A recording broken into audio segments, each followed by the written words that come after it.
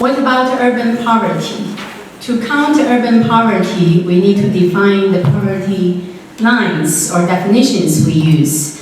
In this review, I use two definitions. This slide shows urban poverty trends using absolute poverty lines. Absolute poverty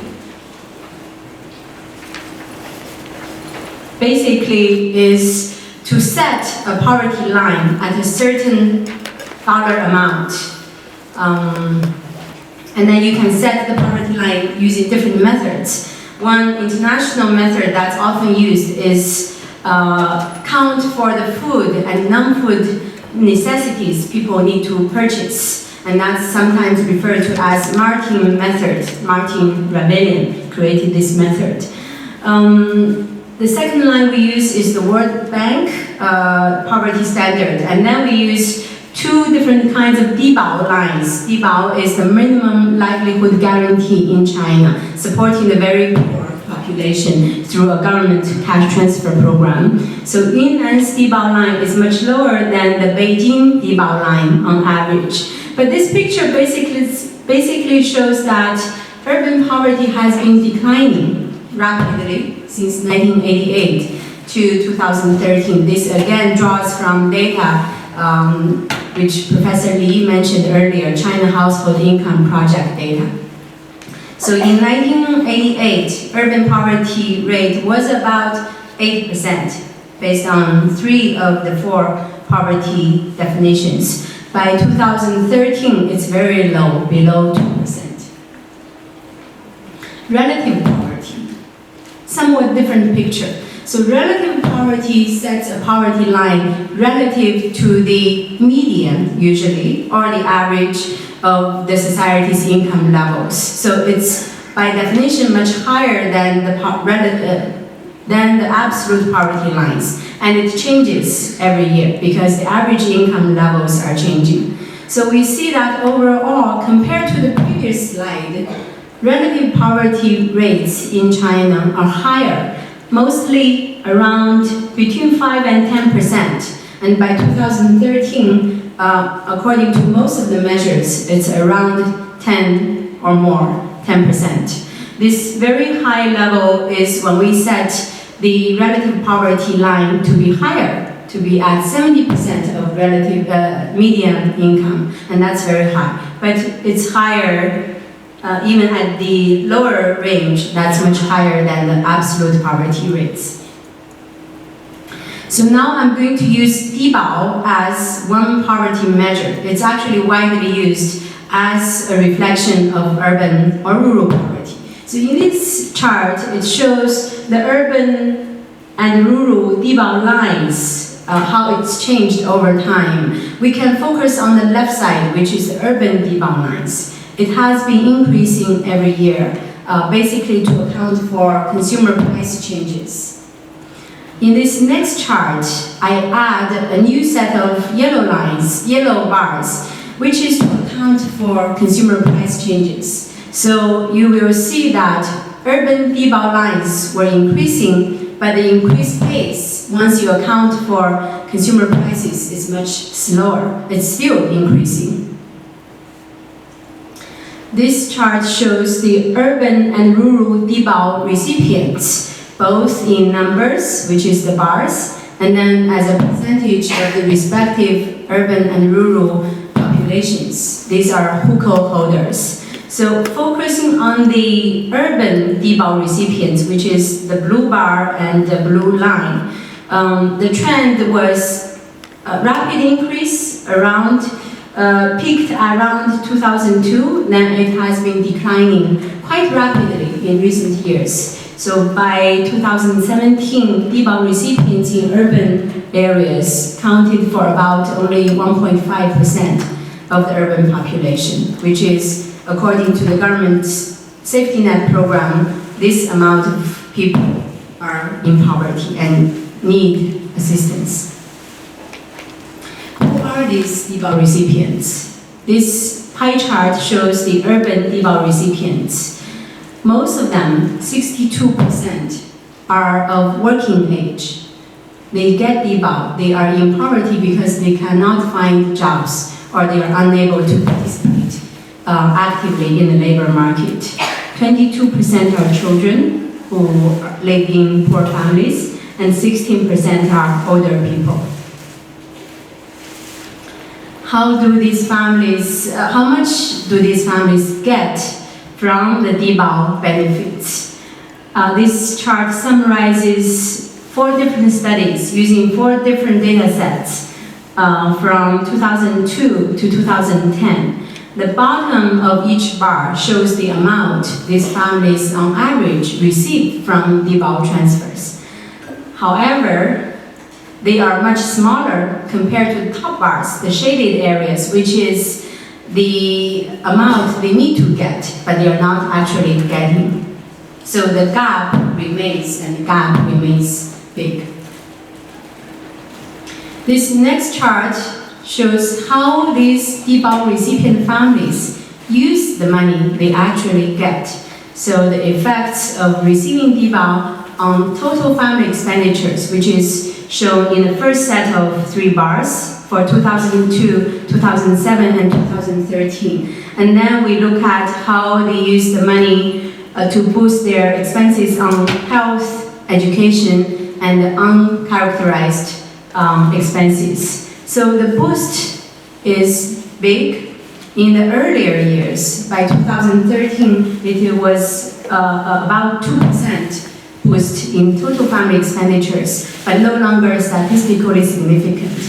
But most of the money the families got went to healthcare and education, and that's particularly true for 2007, no longer so true in 2013, but still that accounts for the majority of the DBAO benefits. What about subjective well-being? So we conducted a study using the China Family Panel Studies data to look at how DBAO recipient families use their time. And this picture summarizes the effects on leisure and social activities. Let's focus on the first 2 bars, urban versus rural. In total, these families who get DBAO support reduce their number of hours per day spent on leisure and social activities. More so for urban families than for rural families. So the darker parts of the bar are on work days, and the lighter parts are for non-work days. You will see if you move across the chart, urban families reduce their time in recreational activities, even using the internet. Exercising was the major one, and then even watching TV and reading times were reduced. So, shifting to the driving forces of urban poverty. This is by no means exhaustive. We're still combing through the literature to find all the studies looking at urban poverty and what are some predictors. So in this chart, we draw from 4 studies, very recent studies. And then we use different income poverty measures, and we group them into 3 different sets: demographic characteristics, economic characteristics, and community or regional factors that drive urban poverty. At the demographic level, if somebody has a bigger household size, if they have more children in the family, they're more likely to be poor, either in chronic poverty or relative poverty and asset poverty. If the household head has more education, as we've seen this morning, that will help the family to not fall into poverty or escape from poverty. One particular study looked at parents' knowledge about financial management and information. And yes, it's true. If they know more, they're less likely to be in poverty, probably highly related to education. If we move to the economic factors, income, of course, drives poverty, but in this particular study, if you have greater income, then you are less likely to be in asset poverty too. So income and wealth are closely related. And the next factor is interesting, family interpersonal expenditures, which is to maintain your social network. You have to give gifts and receive gifts. If families spend more on that, they are less likely to be in poverty, which could be signaling their greater resources, but also the social support they can receive from these others. Lastly, if we look at the community and regional factors, if the community average financial literacy level is higher, they're less likely to be in poverty.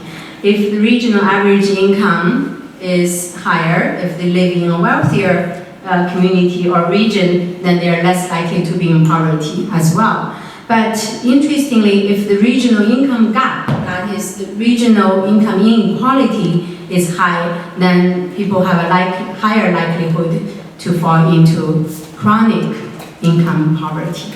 So again, these are by no means a complete list. We are still putting this together, but we hope to produce a rather complete picture to put together all the driving forces of urban poverty. So I'm now going to shift to examine some of the policy responses to urban poverty. We have a few: Dibao, which I mentioned, minimum wage, urban resident basic medical insurance, which got expanded in the past decade also, urban and rural resident pensions, also expansion, a new program, housing support, and lastly, lumped together a collective set of government transfers. How have they done in addressing urban poverty? So according to the literature, urban Dibao has played a major role in reducing urban poverty, but not as much as rural poverty.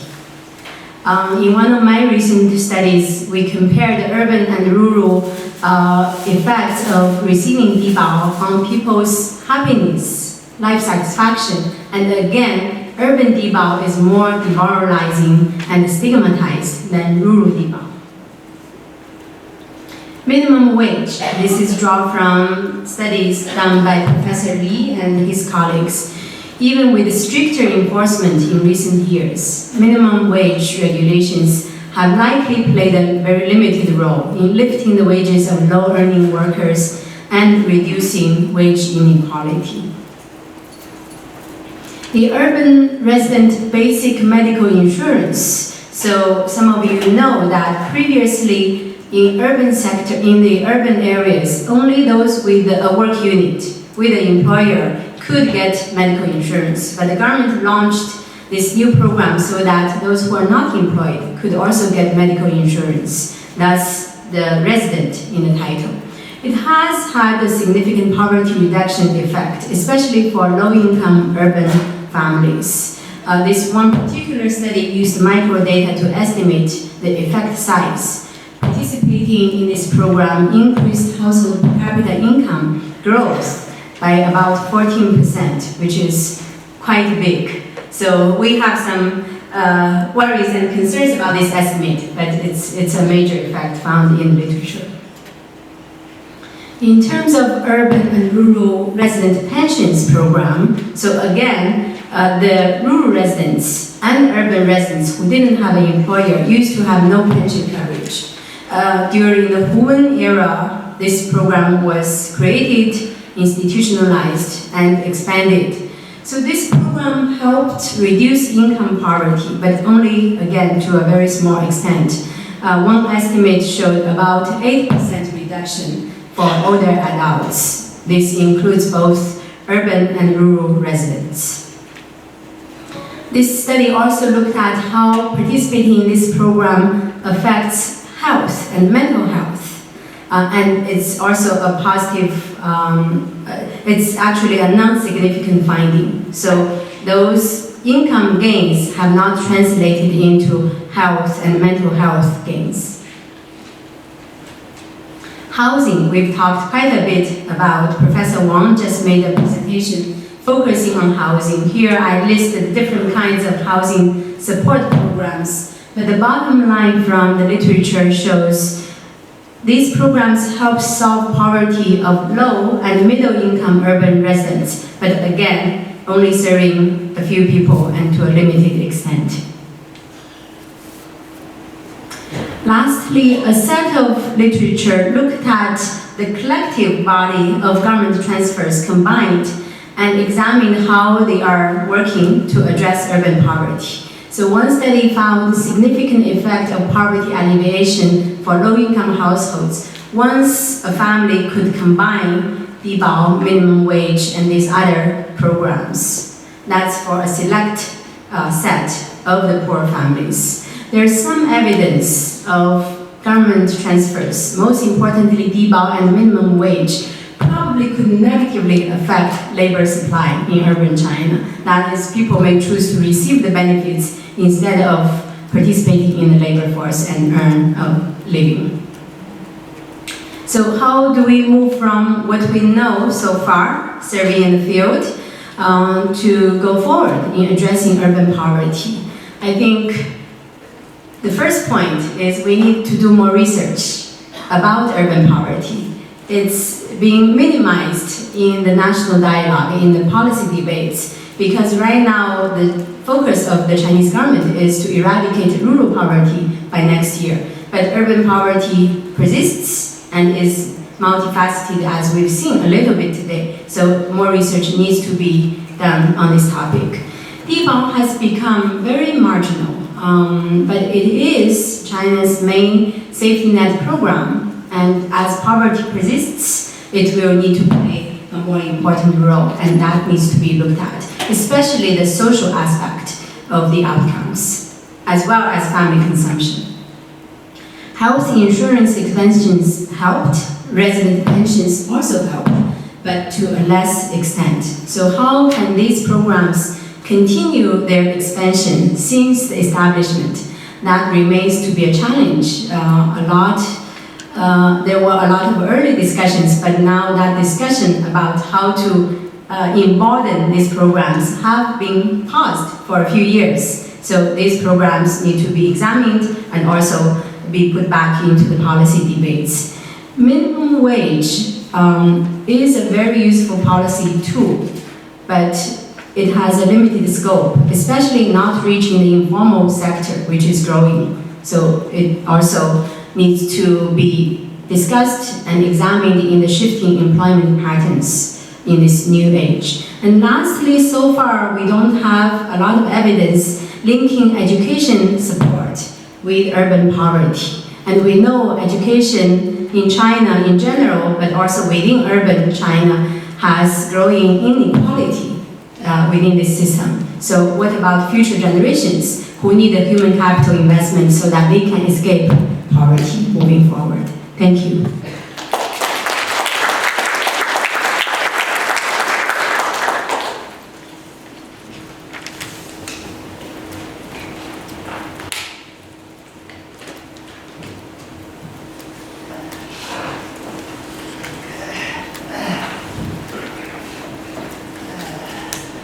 Some comments. The general comment is very interesting and very good package. I don't think the mic is on. We cannot hear it at the back. Thank you.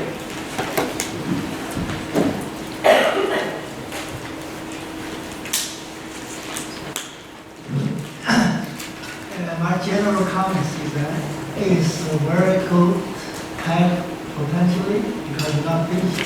So there will be time for it and also provide a lot of interesting results. I have been poverty study for many years. I still think that is very important literature in the future. I think that the paper will make some contribution to the poverty study in China. First contribution is to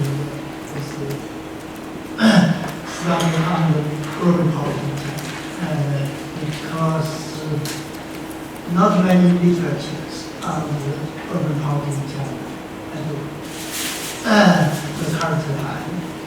If we go back to 20 years ago,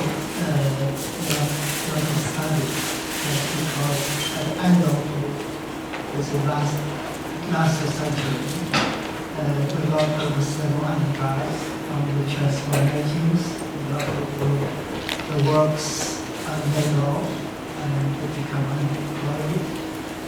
poverty become the bigger problem in the area. So there are a lot of studies on that. But since I think 2005, after introducing the DEBA program, so urban poverty becoming less important in China. And that means a few studies on this issue. But that does not mean it's not important to talk about it.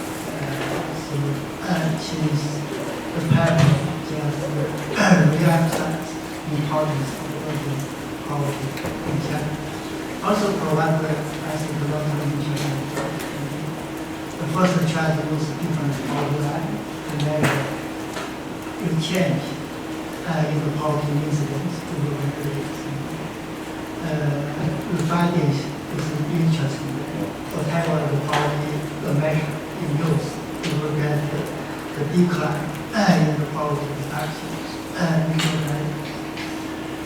Also, the paper finds some important elements contributing to the poverty.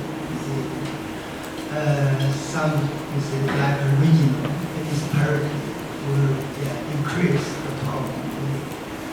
Also, education level, something like that. I think very important. Some specific comments, because the paper is not finished. There are a lot of issues and need to be discussed. The first is when we use the absolute poverty line. I think that is so difficult because there's no official poverty line for America. Only the DEBA line, and because the DEBA line specified by the provincial government, like implemented by the city county. The determination of the DEBA line partly depend on living costs, the regional living costs. Partly depend on financial capability of the local government.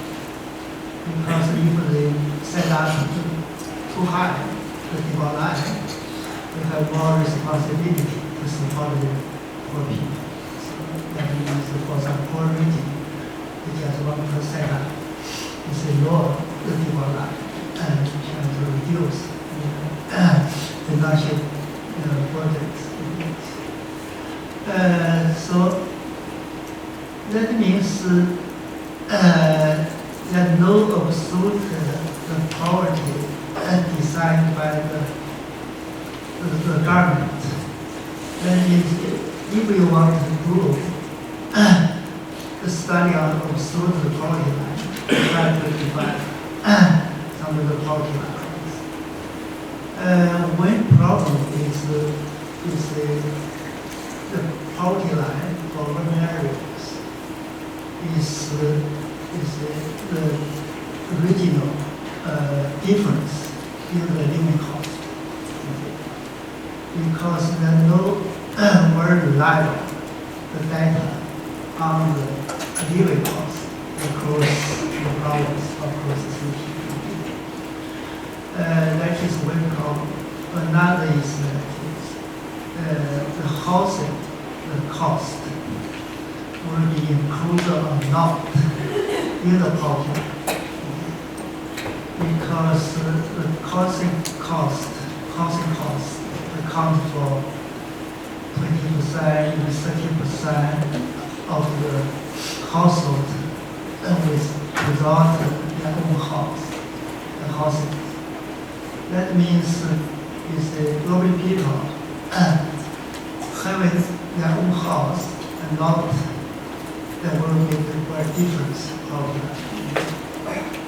So you can either to extract the housing cost from their income, just look at after housing, the income, that makes the poverty line. Another way is that it makes a different poverty line for the different type of housing, with the housing or without housing. I think that is a very important issue we need to find out. Of course, if you use the relative poverty line, it also has some problems to do that, because the housing costs will be a difference for well-being of the housing with or without house. Another issue is when you try to find some is very important contributors to global poverty.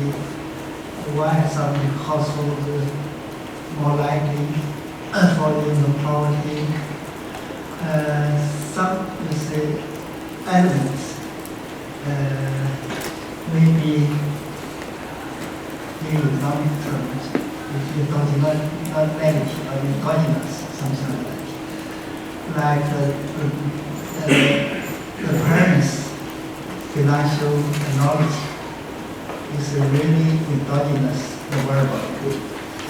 Yeah, because if you use income to divide problem, that means high income household will like to get more the knowledge on the financial market. So also there's some variables, some, of course, education is not endogenous, so I think this is such analysis should be very careful. We try to find some important determinants for local people.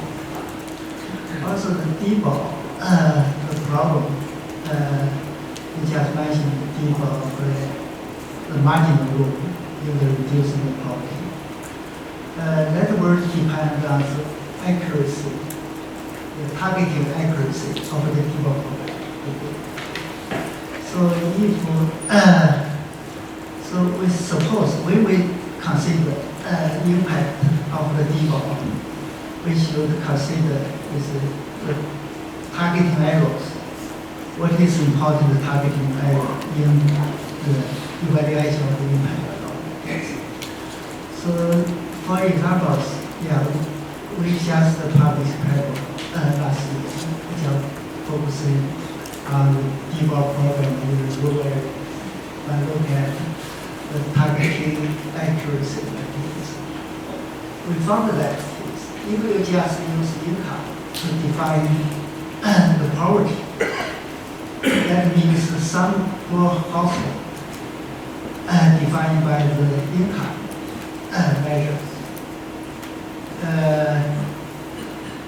If they fall into the poverty, we may not receive the default, the fundings. So also some non-poor household receive the default fundings. So the targeting error is about 80%. It's quite high. That means only the 20 the poor household receive the default fundings. That means in another way, if you just look at default recipients, 80% of the default recipients are not poor households divided by income. I talked with the Minister of Civil Affairs, official ministers, because they found my paper is our policy was very high accuracy. We had a discussion about that. They said because you measure the poverty by income. When we define household, whether qualified or not, receive the default, we use different measures. Income is Also, we look at the assets, something like that. Also, we look at the economic situation. Other than is the hospital, whether they are peak models or not, whether they have this education in the hospital, or with the standard money or the next something. So that means they use multi-dimensional the poverty measure to identify and develop the household. So if we just use income, it may lead to the very high the measurement or the targeting area. So that means try to evaluate people as a program on the impact on the poverty reduction, something like that. Private should consider these elements. Also, some social policy or economic policy, whether we have big impact on the poverty reduction. I think there's quite complicated. Just want to evaluate the policy impact on the poverty reduction. Very comprehensive analysis. So I think it's not happening is very ambitious to try to kind of separate into the different aspects.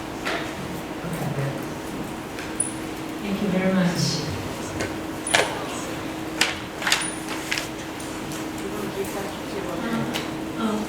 One quick response. These are excellent points, and it is so ambitious that we couldn't even finish it. It's true. But I set out to do this because I feel like I talk to others about the importance of this topic, and they ask me, what do we know? What do we not know? And I thought, I need to write down a paper to summarize the field. But yes, it is complex, especially every aspect is complex, but the social policy evaluations are just overwhelming. But I did also recently look at the multidimensional angle of eval, and we actually published a paper on using proxy needs testing instead of income or asset needs testing, and it helps to improve the targeting accuracy. So I would like to engage in that dialogue. Thank you. Questions?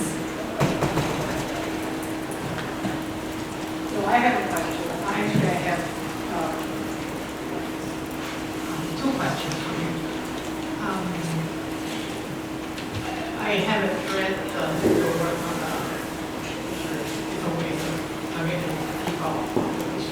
To what extent do you think that urban poverty is very different from rural poverty in China? Right. So you said that as your current policies tend to focus more on rural poverty, and because that question leads to whether there should be different responses to urban poverty, right? So there's a large literature around the world on the distinctiveness of urban poverty, but in the Chinese case, right? Are there similarities and differences? And my second question is, I love what you're doing because it's actually huge. It's a very fertile ground for research because there's been so much on. If you just look at U.S., right, the food stamps or the SNAP, you know, these more targeted poverty policy programs look beyond just income, right? They look at other types of support, which then relates to my second question first, which is if food access or housing access or other things are critical parts of being poor in urban areas. And then it calls for policy responses of such targeting.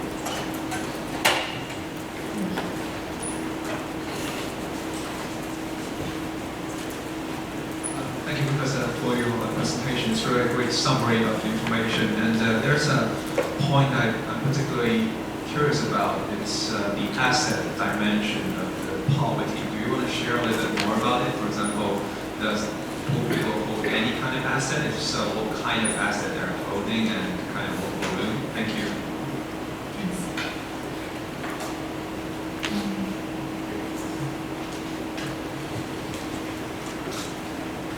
To add to it, it seems that there's a lot of discussion, particularly in Europe, on precarity.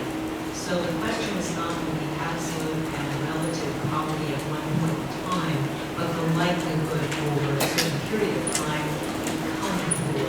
And I was wondering that in this policy world, are people in China talking about precarity and the likelihood to become?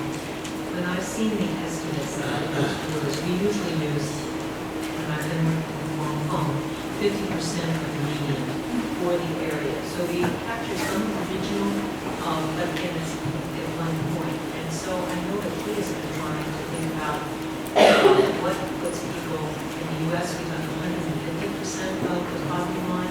So I guess a lot of the question is anybody in China or yourself looking at a measure that's 150% of median or whatever you want to choose? Let me respond, but I invite Professor Li to also respond because he probably can answer all of these questions and answer them better. I'll start to Weiping your question. Poverty is similar across the urban-rural divide in many ways, but they have their differences. They're similar because the people who are in poverty often face health challenges. Both physical and mental health is one of the leading causes of people being in poverty. And the other is work, whether these people could, for those who are physically and mentally able, whether they could get jobs that could earn them a living. And that's a challenge both in urban and rural areas in different ways. That's why we see the migration trend, because people go to cities to find jobs. Cities have more jobs, but not everybody can thrive in a job market. The differences, I see two major ones. Professor Li can add more. One is the natural environment and infrastructure difference. So I can understand that because I grew up in a mountainous area in Shanxi, and I see it's not suitable for human living. It's too hard to get water, to plant anything, to grow anything in the rural areas. In urban areas, you could get the state, the government will get you the water, get you the kinds of infrastructure you need, but in rural areas, it's still very hard. So right now, the government is making huge investments in rural areas to build the infrastructure. But in certain urban neighborhoods, that's still not happening. Professor Wang presented those Chengdu housing. A lot of those housing units don't have kitchens, flushing toilets. Those, would make people go into poverty. Those are hard things to live with. Another difference I see through a lot of research is the difference in education systems. Urban education in general has much higher quality, much better personnel, and much higher returns to the education investment than rural education. That's why so many rural children, even if they go to school, they will not continue after middle school because the returns are so low. The teachers' infrastructure in terms of education are not there. So that will lead to further poverty in rural areas. There's a new wave of intervention and research about investing in young children between age 0 to 3. Professor Li leads a very wonderful undertaking to study human development, basically to put the human potential, especially in rural areas, at an early age. That is in its infancy. It's growing, but it's yet to truly take off. This actually relates naturally to maybe your point. We would love to have long-term data to study the impacts of social policies, of the dynamics and trajectories of poverty and how they are affected by these different policies. We don't have that many different data sets. The US has a lot, which enabled the researchers to do that. I'm part of that community, which is wonderful. Look at separately, and in combination, food stamps, earning complex credit, all kinds of programs, housing. But in China, we don't have it. That's why Professor Li said, this is too hard to do for me to review policy responses. It's true. Even if I put them together, they don't really belong so nicely together. We have to tease them out. Very encouraging to me, there are more recent longitudinal data sets which we are using to particularly look at EBOP, because EBOP is a long-term program that affects many low-income families. And we are now even able to look at how EBOP affects children and adolescents in these families. So that's very good, but we still need more, and we have to be both creative and patient to wait for that data to become available. To Weiping, your second question, yes, we need a combination of resources. The Chinese government, in addition to Yibao, which is a cash transfer, also has and mobilized a set of in-kind assistance programs, which includes housing, food, education, employment, and temporary assistance to help people who are facing emergencies and disasters. Those is a growing social assistance system, but those are small in terms of population coverage. It's also not as widely known, so you need to know the program that exists and be proactive to reach out to apply for them. So not many people who are in need know of their existence and know who to ask for those programs. I think education and health assistance are the two areas that are being promoted and used a lot because those needs are urgent and people will be seeking help, but others still very small. Asset poverty is a great question. Poor people don't have a lot of assets. Of course, some of them have housing, which is a major asset. But in these asset poverty studies, they look at, let's say, television, refrigerator, sometimes computers. So it's also something we look at in terms of deprivation, right? We used to think having a refrigerator is such a luxury, but nowadays it's a real necessity. My home, suddenly 2 days ago, the refrigerator died, so we cannot survive. But it's interesting, if you look at the number of assets poor people have, they're low, but they're not zero.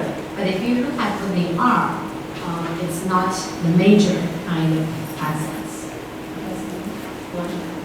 And you give very good answer to this question. I just add something. You talk about the difference in urban poverty and rural poverty. Yeah, if you look at the poverty in rural areas, 20 years ago, in the 80s, 90s, something like that, that's totally different between the urban and the rural poverty. But nowadays, poverty become, I think it's quite similar. That also depends on what kind of poverty line you looks. Now I have a project on the relative poverty concept of measure where it can be applied to China. Because now we still use absolute poverty concept.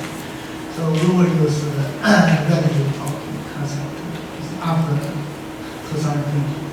The government asked me to do some physical study on that. We have one problem is that it's after 2020 whether we use the national poverty line, that means same poverty line apply to rural and urban, or we should continue to use separate the poverty line of rural and urban. Finally, we decided we should continue to use separate poverty lines. Why? Because if you look at income gap between rural and urban, you will get still high or large. That means if you just use wind optical, you will get over 90% of the poor people in the world. That word is underestimate the lower body. So if you use separate body line, you say that means the body line quite high than lower body. Then you get this poor people. I think there is two types of poor people. If you look at why they are falling. I just respond. On that, I was thinking about in kind, right? Yeah. So if you grow food at your house. Yeah, they also include in the income. Yeah, in the rural area. Yeah, not as and yes, in the household service, when we calculate the household income, all include all the kind of income, like Those are subsequent and including this research. Right. And we did one survey and blah, blah, blah. Yeah. But the point is, it's very, I as a researcher, find it very, very hard to get that information. Therefore, Yeah, one you're right, reason you're right. I would say we need rural urban is that in the rural areas, there are so many in-kind things that contribute to the quality of certainty. Yeah. That's why it's precarious. Yeah. You're right. I want to add to this discussion by mentioning the US case. So the US also has an absolute national poverty line set at a certain income level. But in the recent decade or more, researchers are arguing that income poverty line is too old and insufficient. So researchers proposed a supplementary poverty line, which is now officially adopted and used by Census Bureau, which accounts for the government benefits, including food stamps, housing support, other things they get, but also account for people's necessary expenditures, especially in healthcare, so that in the end, the bundle you look at reflect more accurately what people have and can actually use. Still, it's not perfect, and the US is very reluctant to adopt a relative poverty line too, because they're not doing as well as many other advanced countries in this regard. Thank you very much.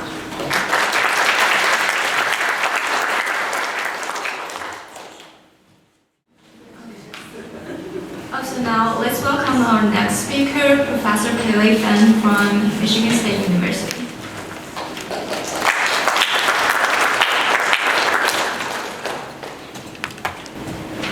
Hello everyone. Sorry for being absent of my own talk. I hope you overcome the food coma after lunch. Now we're going to talk about some serious issues of urban environment impacts, accompanied by China's rapid urbanization. Thank you very much, Weiping and Qing, for your kind invitation.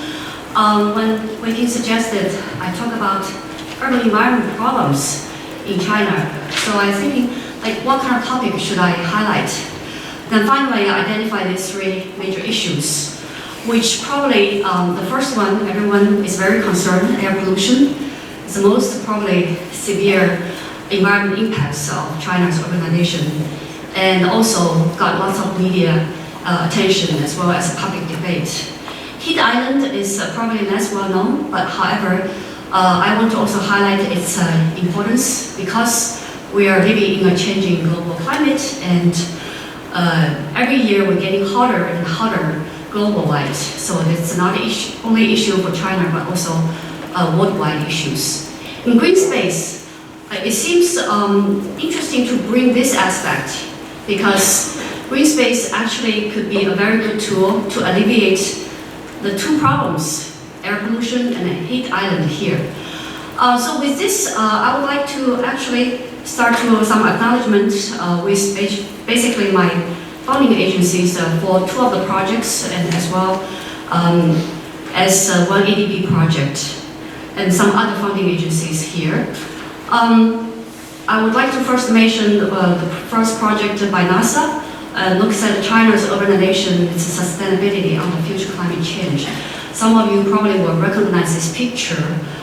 This is Shanghai back in 2007, around that time. Of course, 13 years later, the skyline totally changed. and the bottom city actually is Lungqi.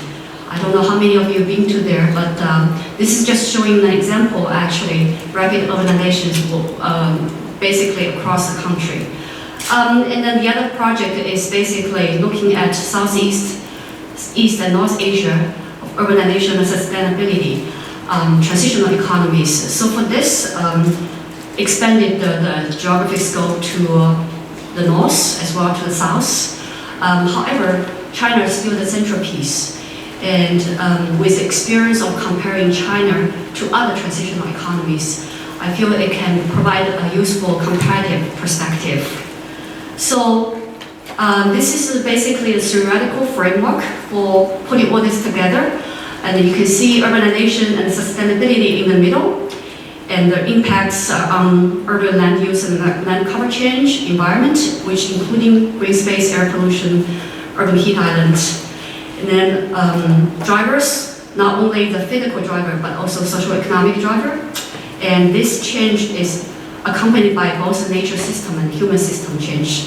For the theoretical foundation, I draw quite a lot of nutrition from different theories, including coupled nature-human system, telecoupling, urbanization, economic linkage, theories on rural-urban migration, syndrome approach for environment, and also urban environment transition, Kuznets environment curve, which I'm not going to go to detail in every one of them. So let's start with air pollution. So this picture was taken not by me, by some journalists in 2016, in December. One of the days that you have this very severe warning from the government in 70 cities in northern part of China. Beijing, of course, is one of them. One day, Beijing's PM 2.5 reached over 400 UG per cubic meters. What does that mean? This is actually basically 10 to 20 times of the World Health Organization's standard for healthy level. And then also, perhaps many of the foreigners visiting China, especially during the winter time, been warned not to getting the Beijing cough. How many of you have actually heard about this Beijing cough?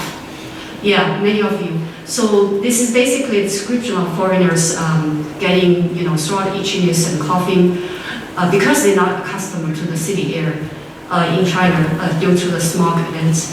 And then after they left China, then everything disappeared. Of course, some of them will have persistent symptoms for several months. So with this kind of like trouble warning, we can see actually this is really like very serious problem. And if you look at the urban air pollution in China, the global average concentration for PM 2.5 in urban area is about 40. This is World Health Organization's data. For the developing region, not surprisingly, very low. It's about 12.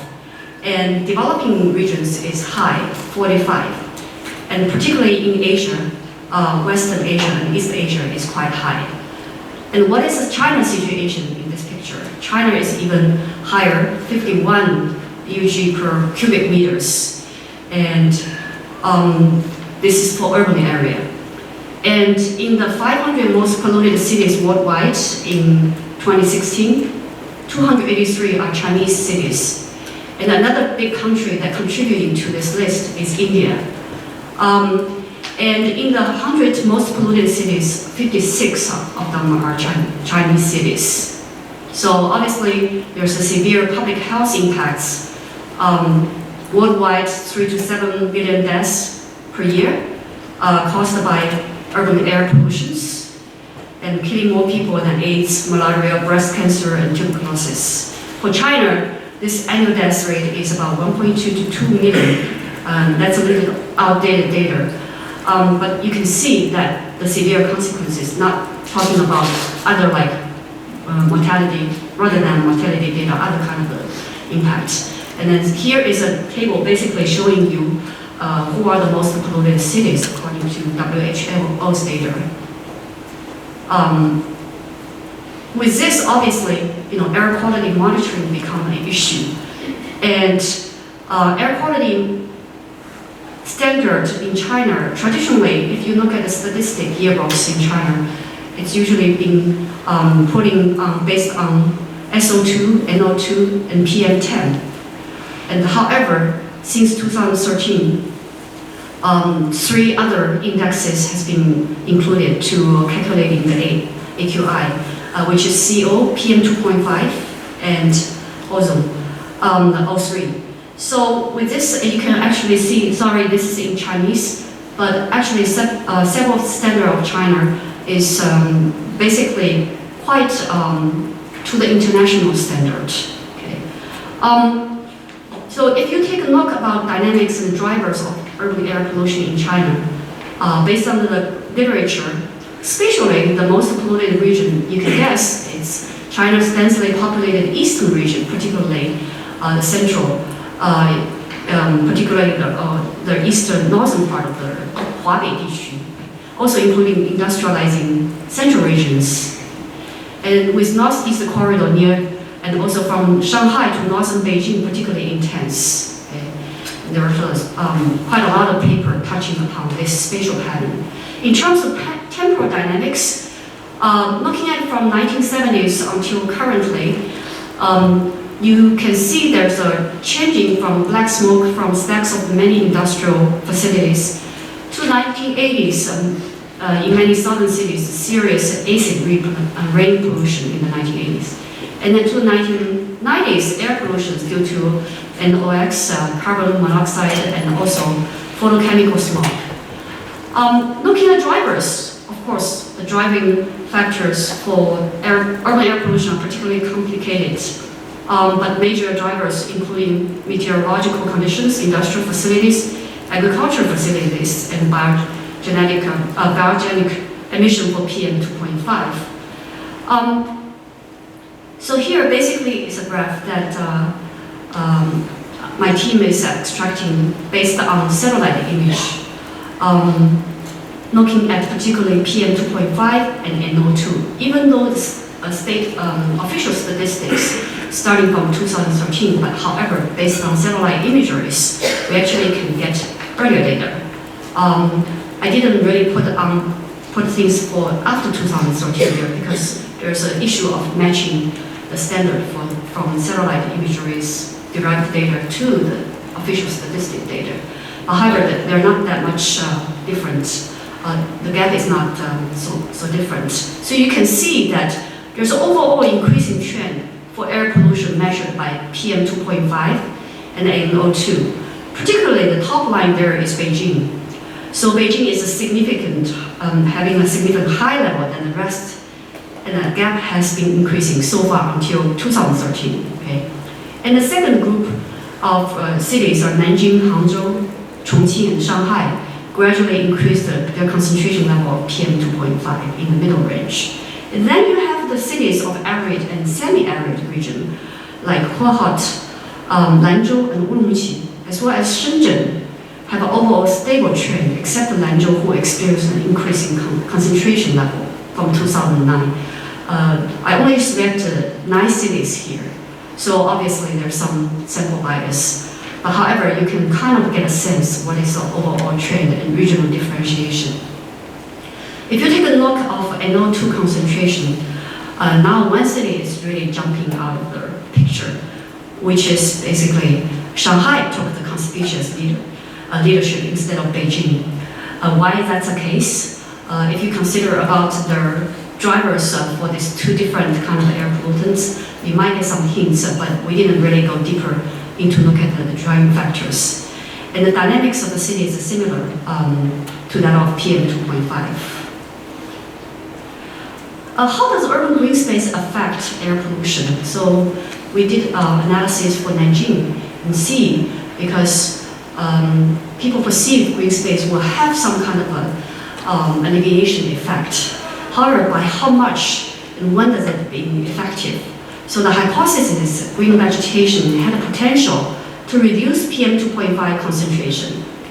And then, but only at specific seasons and scales. So we look at 4 different seasons and we look at the concentration of PM2.5 and also the green space. And we find actually the PM2.5 concentration appeared very highly related with green coverage in spring at 1 to 2 km scale, highly correlated to in autumn and winter, and moderately correlated in summer at 2, 5, or 6 km scales.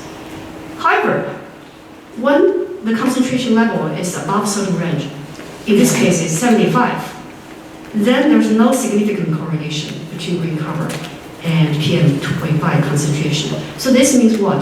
This means under certain conditions, yes, green space can play a role, however, only under certain conditions.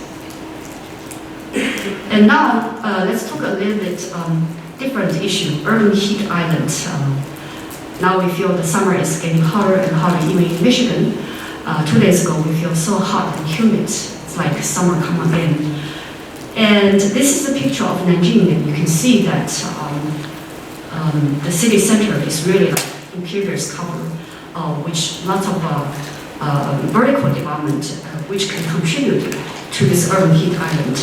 So even for looking at the urban heat island, the definition is high atmospheric and surface temperature of an urban area than that of the surrounding suburban and rural area. It is well recognized one of the most conspicuous impacts of urbanization. The negative impacts could be increased energy consumption, and also as well as a public health concern of growing mortality rates and overall decrease of quality of city life. In terms of calculating urban heat island, the traditional way is looking at difference of air temperature between urban area and rural area measured by weather stations. But however, the availability of satellite imageries provide a new source of data. Like for instance, the 1 km resolution, moderate resolution imaging spectral radiometer, which people like to call MODIS data, or the final resolution Landsat data, or even final resolution ASTA data. Okay. And urban heat island has been mapped out to look at the diurnal, seasonal, as well as between city differences. So overall, the potential drivers, including biophysical and anthropogenic. So the biophysical, looking at the concrete cover, impervious surface cover, land cover characterization, especially green coverage, and ecological setting and climate zones. In terms of a human factor, population size, road density, economic development level, and structure, all this contribute, as well as what we talked about, pollution and greenhouse gas emission. So the urban heat island for Chinese cities, it's very interesting that contrasting to the global trend, urban heat island effect at nighttime is greater than that of daytime for Chinese cities. Which at global trend is the reverse, according to two studies listed here. And so it is considered that the aerosol or haze pollution level significantly enhance the nighttime urban heat island for Chinese cities. So you can see all this environmental problem, they are kind of interrelated in a sense. And also, if you look at particularly Beijing and Shanghai, urban heat island is found stronger also at nighttime than during the daytime.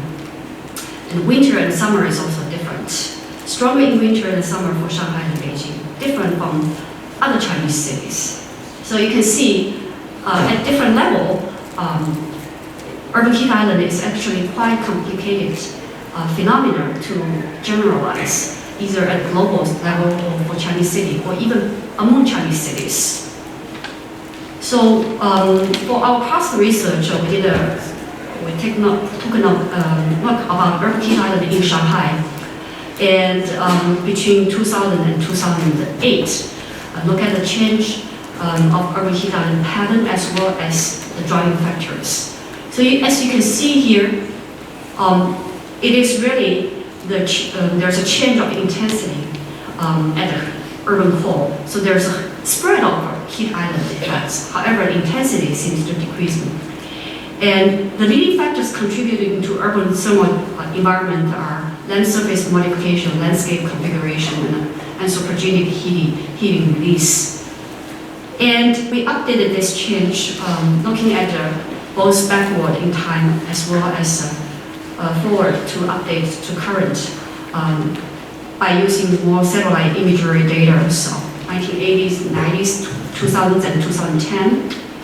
And basically, this is what we get. You can see a spatial dynamic of urban heat island from 1980s to 2010 for Shanghai. Again, urban heat island in 1980s and 90s was stronger, but with smaller area, while in 2000 and 2010 becomes weaker, but larger in area, which is sort of corresponding to the urban sprawl in the city. And if you take a look about relationship between urban heat island and the so-called naturalized difference vegetation index, basically indicate the greenness of the land cover, then you can see there's a strong correlations. So vegetation cover can substantially reduce land surface temperature. Okay. So now, all this pointing to the usefulness of urban green space. This is a picture I took this summer at one hotel, looking down center of Shanghai. You can see that even in central part of Shanghai, there's some greenness, which is very precious. If you take a look about total and per capita urban green space, taking example of Beijing and Shanghai, the bar is the total area. They are increasing dramatically, especially after 1990s. If you take a look at per capita data, which as I calculated based on residential population rather than the Hukou population, which I think is a more accurate measure. You can see it's also increasing very dramatically, especially for Beijing and Shanghai. The level is kind of like stabilized. So there are several papers looking at exactly the driving causes. In one of my own paper, I look at what exactly the driving cause for green space per capita increase for Shanghai. And obviously, economic development of the city is playing a very important role, particularly is the post-industrialization, in this case for Shanghai, as well as the globalization, surprisingly. And in addition to that is also the institutional driving force. Here is a table, probably it's too small for you to see, but basically looking at from before 1949 to around the 2010s, the major policy change and of the city in terms of from no systematic planning of nature-based solution to very small per capita green space to the pre-reform area, which there's not really changing any better, to after the economic reform, especially after 1990s, with a big effort being put into building more green space in the city. And another update is master plan of 2035. Shanghai proposed to have a really green, low carbon development model. And in addition to building Chongming Island into an eco island, the urban forest coverage is to increase to 23%. And public parks or green land per capita to 13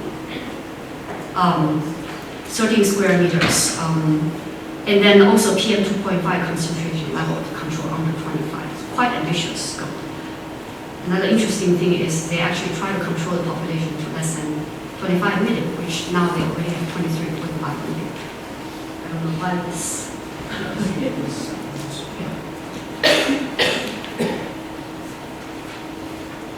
Thank you. So how to put all this together? What is exactly the relationship between urbanization, economic development, and particularly urban environment problems? There's a simple correlation analysis to look at air pollution, green space, and you can see that there's a very nice line, linear line of NO2 and the urban green space per capita. So increase of urban population does not, so the x-axis is actually urban population. So this actually implies that increase of urban population does not necessarily lead to severe environmental problems such as air pollution or decrease the provision of urban green space. By the way, you can see the PM 2.5 as this curved line. I will go back to that later. And if we change the x-axis to GDP per capita, which is indicator for basically economic development level, in this case I use also residential population. So you can see the relationship actually also holds it very nicely. So economic development helps to alleviate environment problems such as air pollution and leads to more provision of urban green space. But for different pollution, dynamic can be different. Again, looking at NO2 case versus PM 2.5 case. So NO2 has this continuous decreasing concentration. However, the PM 2.5 first increase and decrease. And we also look at the detailed case that I mentioned before, Shanghai's case. And in this case, actually, this paper looked at Barcelona versus Shanghai. We did analysis looking at the per capita green space change and the driving factors. I would like to enlarge this graph, which uses modeling to show that what exactly sort of like quantitative relationship to economic development, as well as the globalization towards green space per capita. As you can see, that's quite a strong relationship. And looking at the future, I think in the discussion part, I would like to highlight this perspective. So, first of all, is the urban environment transition in Chinese cities, which basically the urban environment transition theory generally applied. Chinese city is most classified as industrial city, lying between two extremes of poor cities and affluent cities, which facing different urban environment problems. However, many also have the environment problems of poor and affluent cities, although not to a prevailing extent. China's carbon emission per capita is still quite low, only a fraction of other countries like US and Japan, but however, total carbon emission is quite high. So this is really like almost double of the US. This is really something really alarming. And then again, as someone who has some geographic training, I also would like to emphasize the regional perspective. Regional variation in urban environment problems shall be taken into account. Most severe air pollution, as you can see, there's a regional pattern. Certain measures taken by at the individual city level sometimes not so effective, and you have to really look at the regional perspective. So there's a need to consolidate the effort at the regional level. And one example is Beijing's improvement in PM 2.5. And versus neighboring industrial region appear to have worsened conditions that partly resulted from Beijing's control. Okay. And in terms of intra-city perspective, we should consider various locations and communities within the city boundary. So really looking at environmental equity. This is an example of showing you that accessibility of public urban green space in Shanghai's case. So what we found, basically an exercise constructed a green accessibility index, and we actually was able to identify those areas that has lower accessibility to quality green space in Shanghai, and this method could be used for other cities as well. And the emerging trade issue, since this forum is talking about also projecting futures, I think the social economic transformation and their environmental impact should be taken into account. Rising urban middle class, several talks this morning, and I have already mentioned that, leading to the rise of home and auto ownership, and that has particularly environmental impact. Every 5 people in Beijing and 9 people in Shanghai owns a small passenger car in 2017. I don't know exactly the number in New York, probably even higher than New York City. And also, China now becomes the largest e-commerce market. What is the environmental implication in terms of the delivering cost to the environment as well as the packaging cost? However, rays of hope exist. Look at the 3 R's. Recycle is a big issue now of sorting household waste, and also reuse. Online platform for second-hand market is on rising, and reduce, so-called 断舍离. Basically not to want, not to give away, and also to live. I think will have an impact. So there's just some, for instance, how to sort household waste in Shanghai. Many Chinese audience probably will kind of smile at this, because this is really a heated topic online these days. a paper piggy's guide on how to sort waste, on the impact of paper pig. And the other one is actually is sort of like originated in Japan, but basically it's sort of like proposing a new way of life, which is really corresponding to the sustainable living that in many series we already mentioned, what it means sustainable living. But now the urban middle class, a part of it, especially young people, start to embracing this part, this philosophy. So finally, I'd like to end with this picture. You can guess which park it is. It's my favorite park, People's Park, in the middle of Shanghai. When I saw this picture, I feel a ray of hope. Urban green space is important and for not only environment but also social interaction. And when I saw this, I feel a moment of city, what city should be for people. Thank you.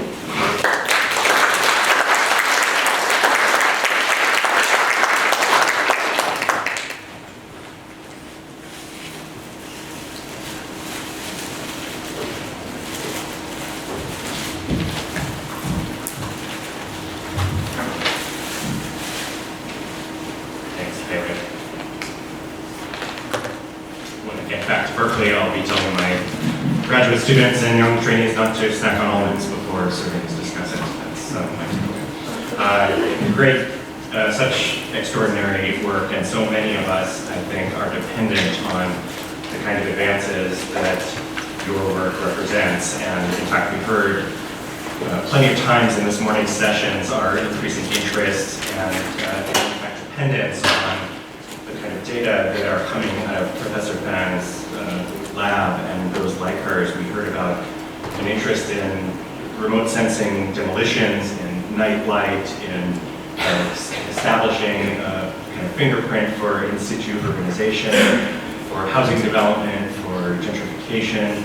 These open up all sorts of new opportunities for scholarship that would be able to make use of a deeper, in some cases a greater scale, and in some cases a greater fidelity of characterization and in processes that we're interested in that fall within that set of phenomena subsumed by urbanization.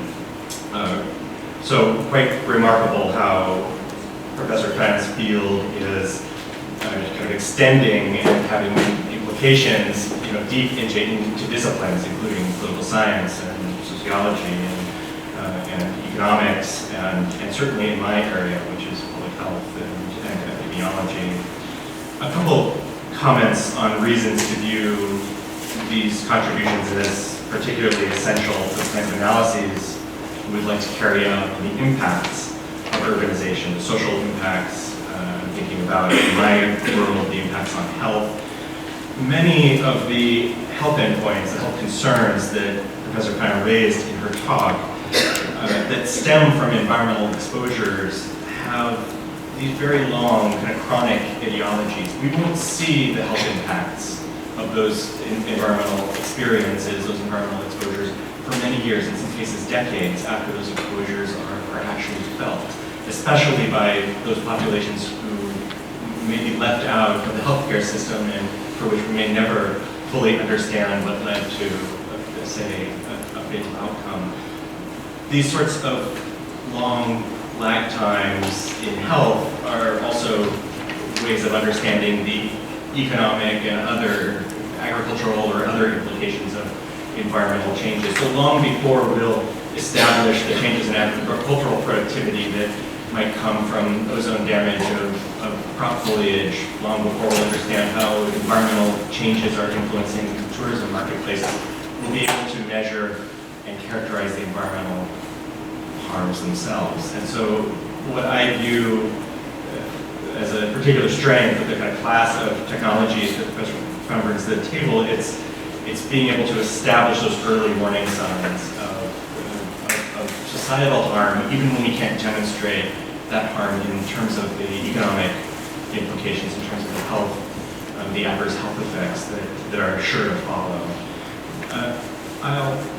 I'll say from the health perspective why this is a particularly critical area. To establish the impact of a particular set of environmental conditions on health, we essentially need two things. We need to know what the exposures are to that health-damaging pollutant or that characteristic of the urban landscape that leads to injury or accidents. And we need to know how a change in that exposure has a consequence for health. So how a unit of air pollution change has an implication for lung cancer or COPD or ischemic heart disease. It turns out that if we want to establish an understanding of population health globally, but certainly within China, we know much more about the per unit change in health that we can expect, the health response to a given exposure, than we actually do about the exposures themselves. We benefit from decades of research and understanding in terms of the kind of health and pathological response to environmental challenges, from cellular understanding or subcellular understanding to an effect of pollutants on organs and organ systems, to epidemiologic studies understanding the health impacts of pollutant exposures on populations. So those responses, we call them response functions or exposure response relationships, incredibly well established. And in fact, to some extent can be thought of as somewhat fixed. They're not universal, there is critical population heterogeneity. But they're not expected to be changing. Certainly not like air pollution exposures are changing on a seasonal scale, interannually, daily, down to the hour, whether you're in your home or your workplace, there's substantial differences in those exposures. So our ability to establish an understanding of health and environmental health in a place like China's cities will be crucially dependent on these exposure characterizations that are only possible at the scales we're interested in them across China's cities, for instance, with the capabilities that Professor Kuhn brings to the table. A last value of the kind of environmental information that I saw presented here that I wanted to share is its capacity to fuel the kind of social and political mobilization for change. Environmental measurement and characterization of environmental quality played this really key role in recent years in establishing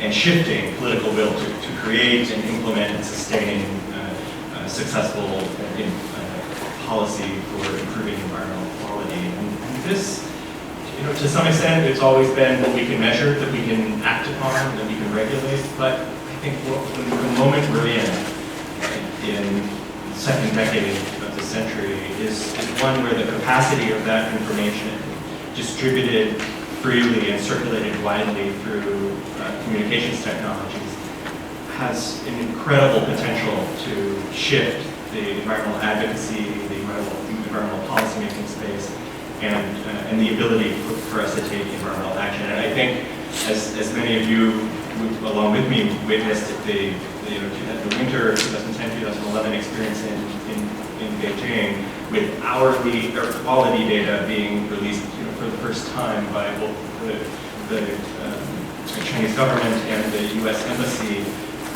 That experience, the so-called air apocalypses that occurred during winter, were documented, and Beijing's air quality data began to be discussed extensively, not just domestically and kind of municipally, but also internationally. That unprecedented real-time access to data spurred a whole other movement of software developers to develop new ways of channeling those data into apps to distribute them to millions who might not otherwise have tapped into that official government source.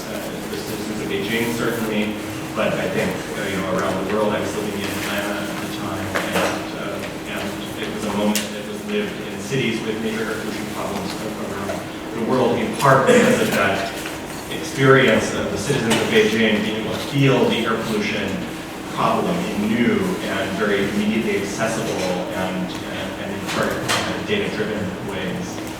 That's some of the potential that I see for the area of scholarship that Professor Kuhn's research represents. It also raises two questions for me that maybe I'll use to start and kind of kick off what I hope will be more questions from you all. First, I wondered if you could comment on the importance of the kind of the variables, the measures that you either analyze or that you actually derive anew for the first time, for serving as that informational fuel for environmental advocacy and environmental policy making.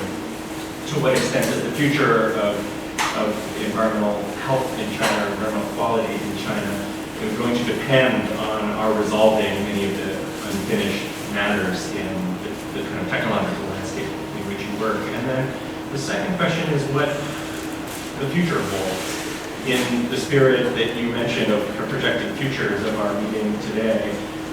Many of the environmental features that we heard about this morning and that we're interested in capturing at the scales that are of interest are very, very challenging. And there are things like needles in haystacks, we heard them called this morning, resolving very fine features, safe spaces on streets to walk or to bicycle, demolitions of prior developments that might be occur overnight and actually experience rebuild long before the next satellite passes by to capture the moment.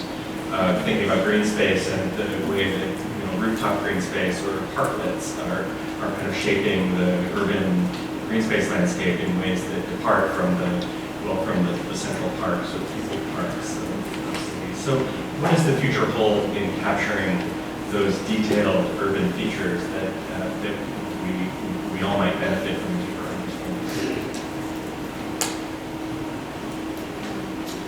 Maybe start with those and then we'll open it up to other questions. Thank you very much.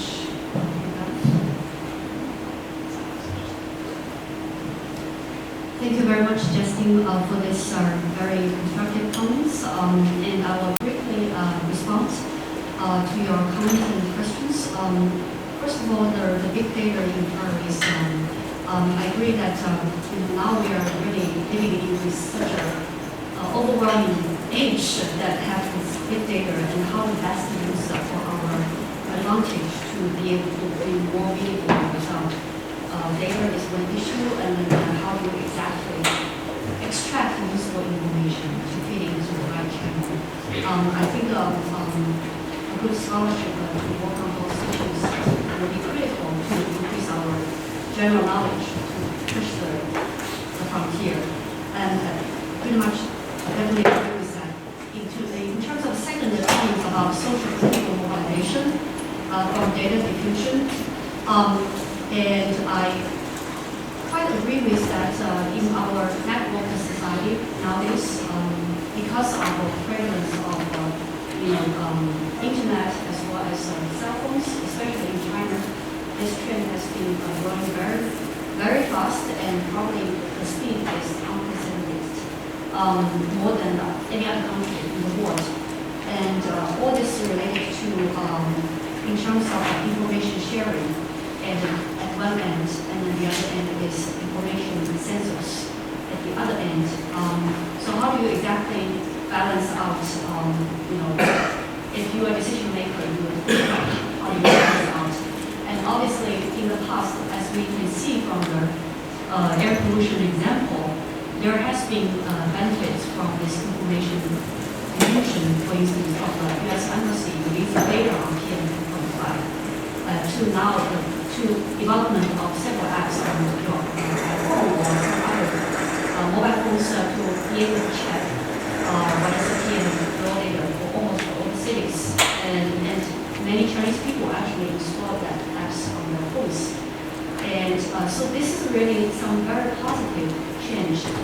And we also know that some people were having influences, especially as media, for instance, China produced this very influential documentary, not talking about whether or not it presented correctly or appropriately of the issue, but however, nevertheless, it really evoked the interest and about people's awareness, also evoked the awareness of normal people about these issues. So I think definitely, looking back to David Harvey's about urban environment is always a very good sort of general cause to mobilize all this middle class and maybe beyond to get together for some general public goods moving this social movement forward. I think the urban environment has a very good course towards that direction.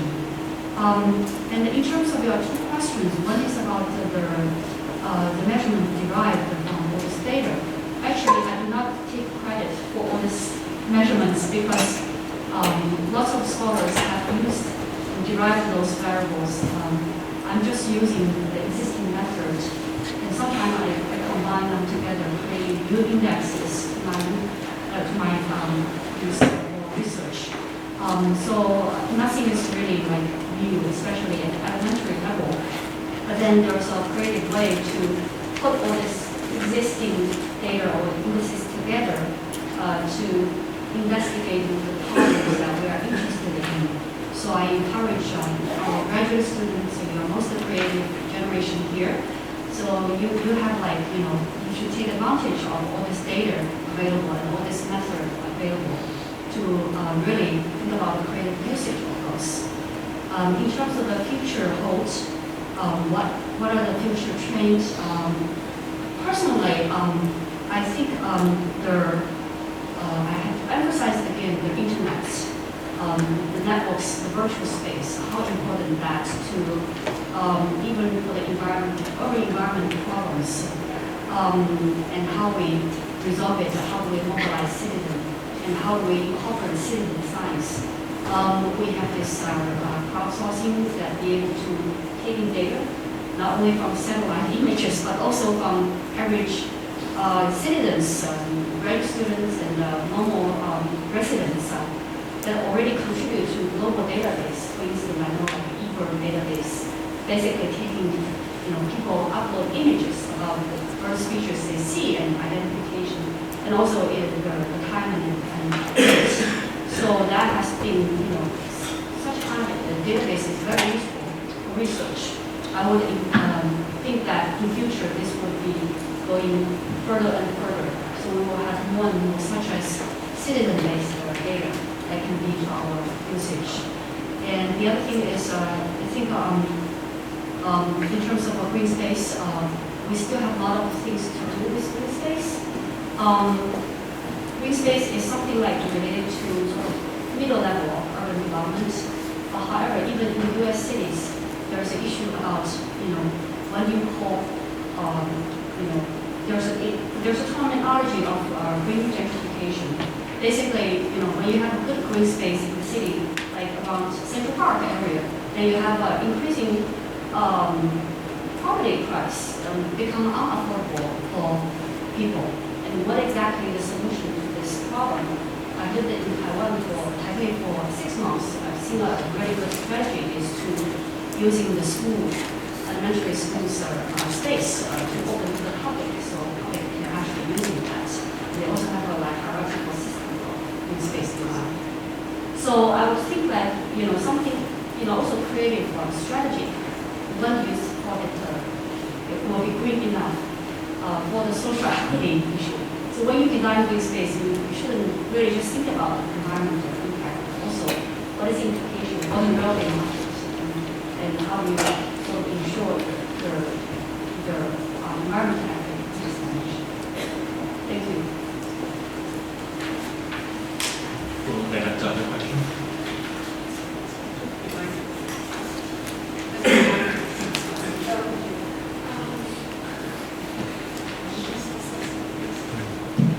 Fantastic paper. I just want to follow up with your question, your talk about green space and health. And I'm wondering when you have data like how much Beijing and Shanghai in terms of percentage of green space.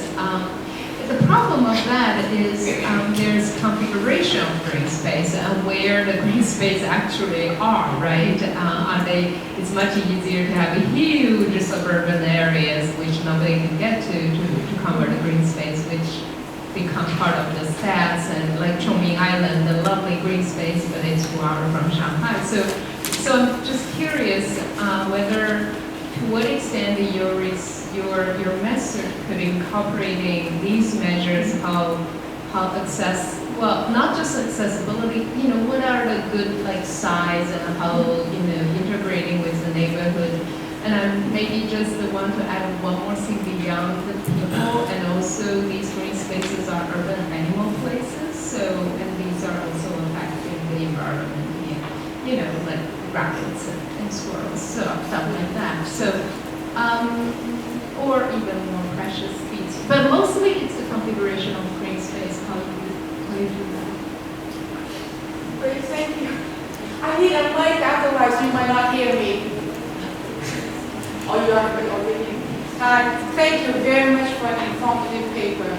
I have two small questions, and they are in response to a very intriguing observation you made, and that is those heat islands in China, unlike other heat islands in the world, actually intensifies in its heat signature at nighttime.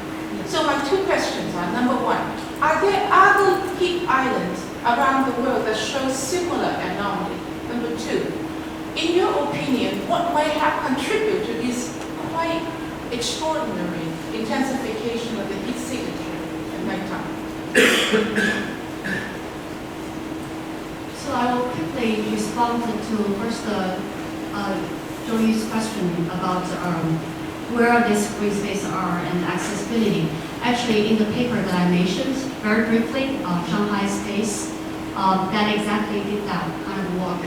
So we look at green space accessibility for each pixel, which is 100 meter times 100 meter. So that for that each location, what is it that it's access to green space at neighborhood level, which is like 500 meters radius, and at the district level, 2 kilometer radius, as well as metropolitan area level. And then we also have an evaluation of the quality of space in terms of size, area shape, and whiteness, and several other measures. So we, for that paper, you will be able to really identify those areas are particularly weak that in terms of accessibility, and then you can go to even further to identify what kind of green space they are particularly lack. Is that neighborhood or district, or is that at a metropolitan level? So yes, that's what I also want to emphasize, the intra-city perspective in terms of green space access. And then the other question about urban heat islands, the nighttime observation of most cities in China versus the global trend.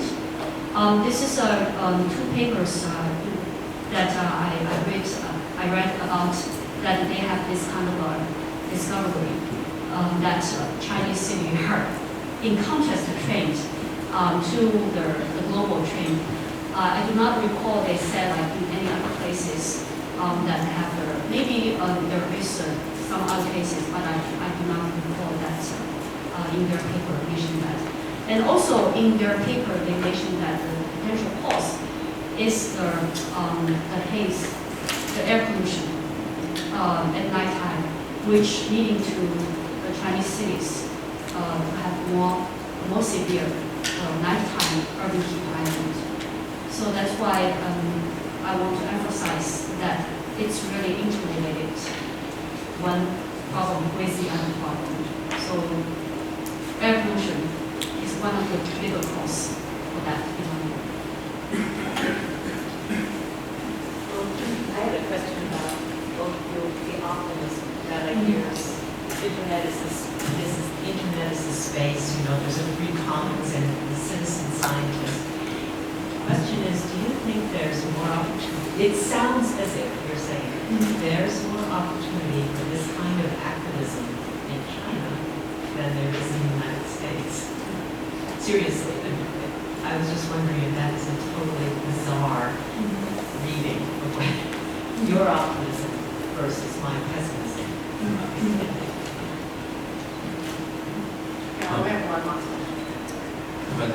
Professor Remais, thanks so much for the informative talk. I have a question about the heat island green space. So I was wondering, while traveling in Singapore, we saw a lot of green vertical green spaces. However, that's less being seen, especially in Shanghai or in Hangzhou and Beijing. So what might be the potential obstacles against making such vertical green space possible? In my point of view, I talked to a few professors they feel like if vertical green space might potentially be a solution. But I want to ask your feedback about that point of view as well. Thank you. Thank you, Deborah, for mentioning that China versus US. That's a tough question. I'm an urban planner, so I want to be optimistic. So I think we always think about the action, what is the real hope.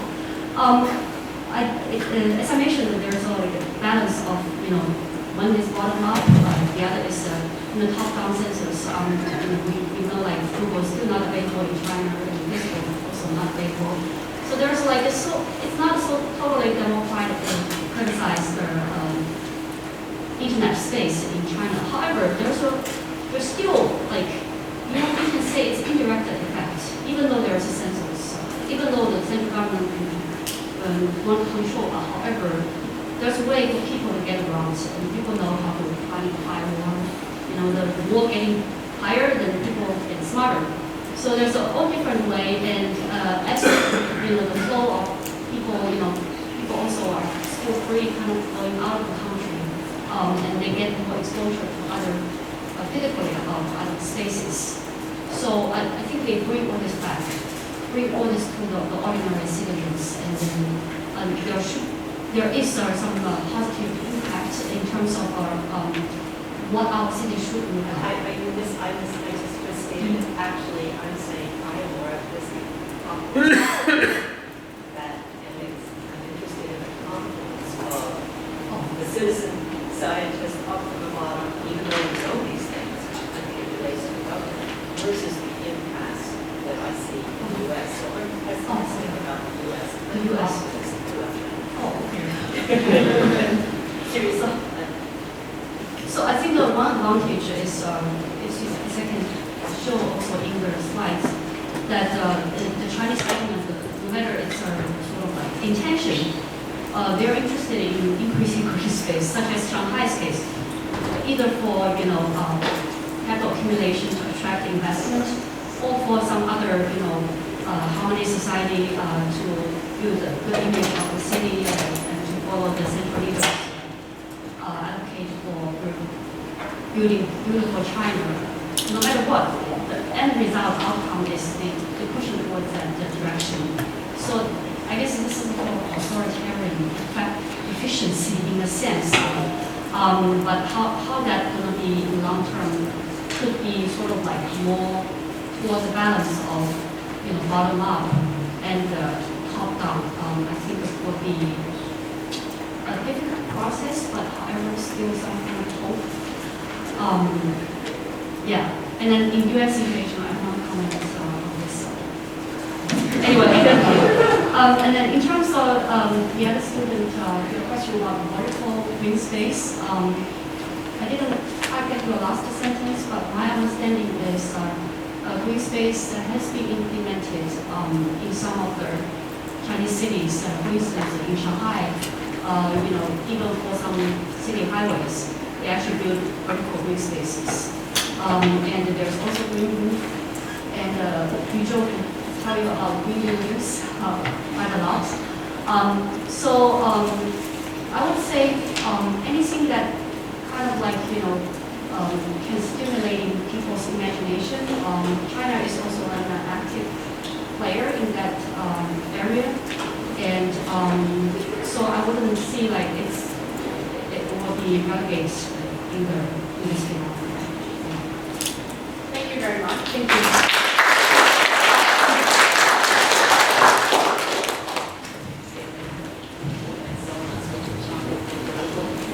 So let's welcome next speaker, Professor Justin Remais.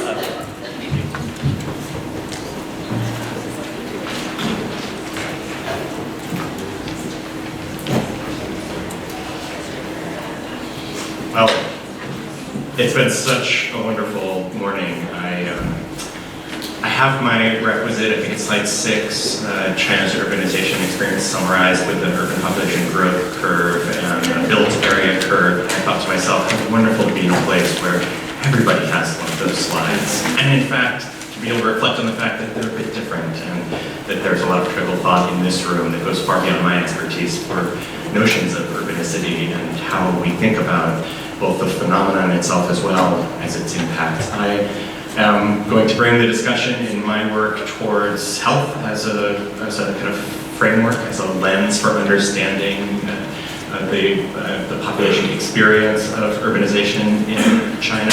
My group at Berkeley works across a number of domains funded by NSF and NIH and the University of California and California State to think about how when environments change, health changes along with it, whether we have the theory, the measurement, the epidemiologic understanding is often an open question. In China, we work on TB dynamics, Coxsackie virus and enterovirus transmission, which are environmental pathogens, especially important among children. We work on neglected diseases of poverty, including leptospirosis, which is a zoonotic infection transmitted by rodents, especially in peri-urban areas, not in urban areas, not in rural areas, but in peri-urban areas in particular, subject especially to floods.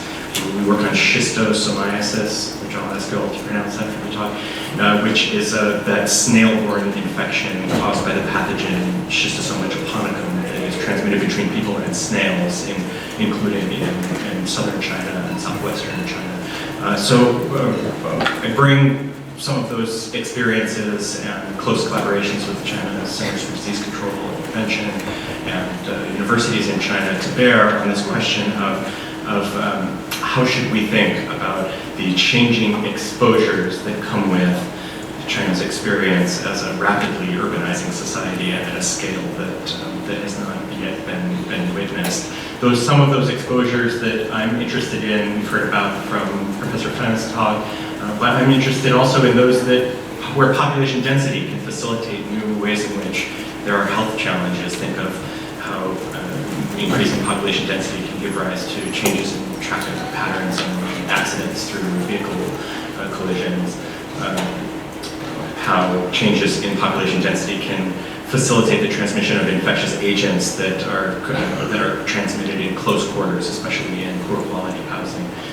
Many of the shifts that underlie China's urbanization experience are very rapid and in fact are demonstrably overwhelming the infrastructure that we rely upon to protect health. And that raises important questions about what to expect about surrounding health in the future of China. One thing is quite clear, however, that cities can offer considerable advantages over rural areas in the provision of clean water and sanitation, rapid transit and education and healthcare and many of the services that actually serve to protect health. And there are plenty that we might cite in healthcare, human resources, and physical resources like hospital beds, but it's possibly a major open question that those of us in health sciences hope to resolve, this correlation versus causation question surrounding why it is life expectancy in urban areas, here plotted provincially, life expectancy at the provincial level across gradient of urban population is both strongly coupled, and in fact that coupling is increasing in its intensity as China's urbanization experience moves forward. These are the 1990, 2000, 2010 census and the 2015 census. Here's my plot, are questioning the fundamental exposures that may underlie this life expectancy transition, and how those relate to increasingly dense, but also the increasing scale of the urban environment in China. And so one place to start my questions that I would like to pose in addressing China is how we might think generally about the transitions that societies experience as development progresses, as environment changes, and as population changes. This is a kind of 40-year, 45-year history of the US experience in a couple important dimensions. A transition that played out here in this country with about a 50% increase over that period in the population within the US, as well as a similar rise in total energy consumption, the absolute energy consumed across the US, the purple line here, accompanied by rapid growth in economic growth and also importantly, more than 200% increase in vehicle miles traveled. And those are all changes that were accompanied here, no surprise. This plot starts in 1970, the year that the 1970 Clean Air Act was enacted, with a dramatic reduction in aggregate emissions of common pollutants, these criteria air pollutants, those that have adverse health impacts that also can be kind of reasonably identifiable at outdoor levels. So we term this, perhaps this is more akin to Professor Fenn's environmental transition. If we add health to this experience, we might term this the environmental health transition, where we are essentially continuing, if not growing, or expanding in a set of activities that could yield environmental externalities that are adverse for health, but instead we shift to a position where we are reducing those externalities and in fact continuing to do things that like consume energy, like drive cars that would otherwise contribute to poor environmental quality and poor environmental health. So to what extent is China experiencing an environmental health transition of this sort, and where do China's cities stand? So we might spot evidence for environmental health transitions in cities by observing evidence of improved housing, more tightly regulated transportation, or industrial emissions of pollutants.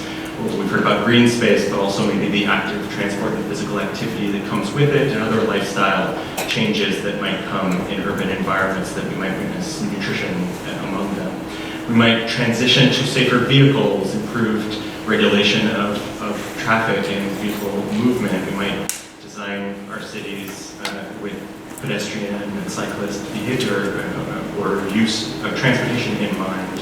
And we might shift to renewable clean energy or improve energy efficiency and conservation. And with each of these, there comes an expectation that we might or might not observe a set of health consequences, like changes perhaps in infectious diseases that might be transmitted in substandard housing environments. I think of tuberculosis, which is often comes with crowded informal housing or settlements. Reduced emissions of toxic pollutants from transportation and industry would change the associated incidence of acute and chronic disease. Green space, more physical activity, better nutrition might come with it, change in chronic non-communicable diseases that are associated with those risks. Safer vehicles, change in accidents and injuries, renewable energy over time, decadal timescales in fact, would be expected to change the emissions of climate-altering pollutants and therefore reduce, in fact, the climate-associated diseases that might follow. So how might we use this kind of progression from a change in urban infrastructure to improvements in environmental quality to potential improvements in health to kind of figure out where China's cities stand in experiencing an environmental health transition? To do so, I will use the Global Burden of Disease Project and data from it. This is the most comprehensive epidemiologic study that has ever been conducted over a period of 30 years and is an ongoing project with about 3,000 scholars and scientists contributing.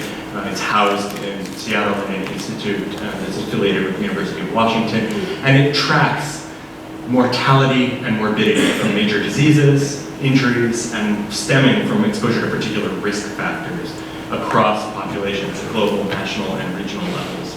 So disease, injury, and risk across going on a 30-year period, comparable methods, standardized replicable approach, incredible commitment to open data. It's an exemplary project for understanding health across the globe. Many reasons to tap it as a data source for better understanding some of the epidemiological transition that might come from the environmental health transitions that we're interested in.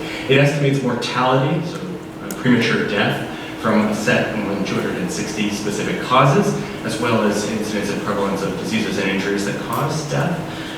And it quantifies health loss beyond death, beyond premature death, so-called morbidity, which is expressed in this project as the years of healthy life that is lost because you're experiencing a condition that is disabling and is tied to a specific disease or injury. This arrives to these kind of mortality and morbidity estimates together, come together to yield this disability-adjusted life year, so-called DALYs, which is a combined measure of lost time, the universal currency of living and healthy living. If we experience premature mortality, we lose years of expected life, and if we live years with a serious disease because we are infected with extensively drug-resistant tuberculosis, we also lose what in this particular project is expressed as time of healthy years lived.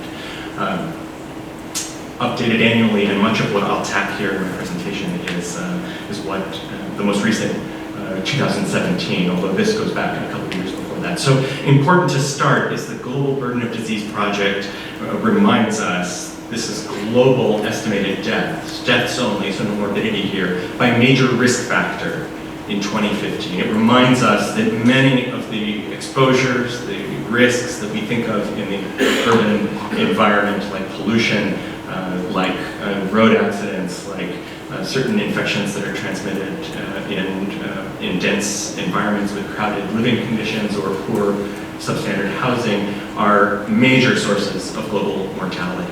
This estimated across the entire globe. Off the axis are 2 additional risk factors, dietary risk factors and high blood pressure, that aren't shown here, but next in line is the total burden mortality associated with pollution exposures. And you can imagine those are soil, air, and water, but if you actually look at the list, and I won't go into it, it's actually a very small subset that we can actually get our hands on to estimate the burden associated with the risk factor of pollution.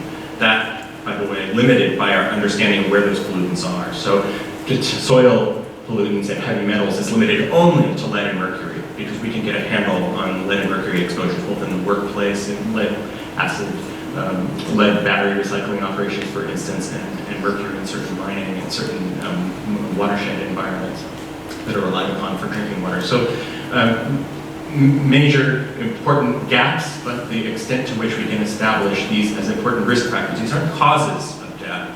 That is, these aren't disease names, but these are risk factors that these deaths are attributable to. That is, but for these exposures, these deaths are thought to not occur or would not occur. That's the inferential and kind of counterfactual setup of the kind of analysis that the Global Burden of Disease Project makes use of. So where does China stand with respect to these same risk factors? Again, dietary and high blood pressure are critical determinants of health and well-being in China, including determinants of morbidity. Now this is, mortality. Now this is 2017, and tobacco is also on the list and off the scale, in fact, as the most important risk factor. Air pollution attributable, 1.2 million deaths annually that's attributable to air pollution, but also transport injuries, low physical activity, especially in urban areas, and unsafe water sanitation, and poor hygiene because of the inaccessibility of safe, clean water or sanitation is also on this list. Let's visit some of these in more detail and ask what the data suggest for how these trends are playing out in urban areas. So radical changes in population mobility in China, and this is driven not just by rapid motorization or private vehicle ownership, the expansion of highway network length, but also tens of millions of new e-bikes and shared bikes in China's cities, the largest high-speed rail system in the world. Looking at just one dimension of transportation, a major consequence on the kind of health domain is the burden of traffic-related injuries and fatalities. So this, in collaboration with colleagues at Tsinghua and at Beida and the University of Florida, are a set of traffic accidents, injuries, and fatality data describing the last 40 years or a little more of the time series across accidents, fatalities, and injuries, registered from several sources, including police reported this major collaboration with the Ministry of Public Security that allowed for a comparison of cross data sources of fatalities, injuries, and accidents, including with registered fatalities, which means death registrations, vital records that tell us cause of death and can link cause of death to a particular accident or injury. steep rise that has followed from the, it coincides with the motorization that I mentioned, but also with private vehicle expansion and increase in accessibility to motorized transport over this period, but then a sharp fall that is thought to be closely linked to greater adoption and enforcement of the 2003 road traffic safety law, and also vehicle safety measures, and some shifting modes of transportation. Here are those fatalities by mode of transit, and we see here the pedestrian is the purple line. These are pedestrians who lost their lives in over this time period owing to a traffic-related injury. And right up there in absolute number on an annual basis with the actual vehicle occupants themselves, including four-wheeled and two-wheeled vehicles. And importantly, cyclists, injuries that led to fatalities are falling, and alongside cycle transport period in China. And an open question that many of my colleagues are interested in is how bike sharing and dockless bike sharing systems are going to shift that particular trend that has been downward for at least the last 15 years. E-bikes, on the other hand, steadily rising as e-bikes have taken over urban landscapes and are zipping people around in much the same way that, that combustion motorized two-wheel transport did previously. What has this meant for the trends overall? That here are now the top causes of death and disability. Now this includes disability, not just death. That combined Dalley's measure ranked from 1 through 10 in terms of the cause of death. So now these are disease names. These aren't risk factors. This isn't, smoking is not on here, and high blood pressure is not on here. But stroke and COPD are. Air pollution is also not on here. But the COPD and lung cancer that's attributable to air pollution is represented and ranks, in fact, COPD, for instance, as the third highest or top cause of death, and road injuries is at number 5, and in fact has been falling. So the bars represent the change in approximately the last decade from 2007 to 2017. So about a 10% decrease. Is this good? This is especially been experienced in China's biggest cities.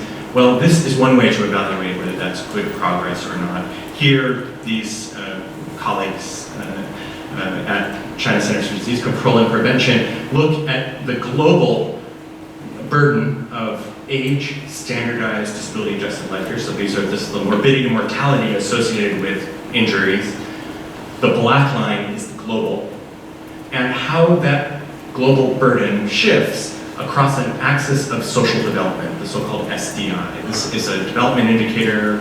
It's not too unlike those you might be use that, like the Human Development Index or others.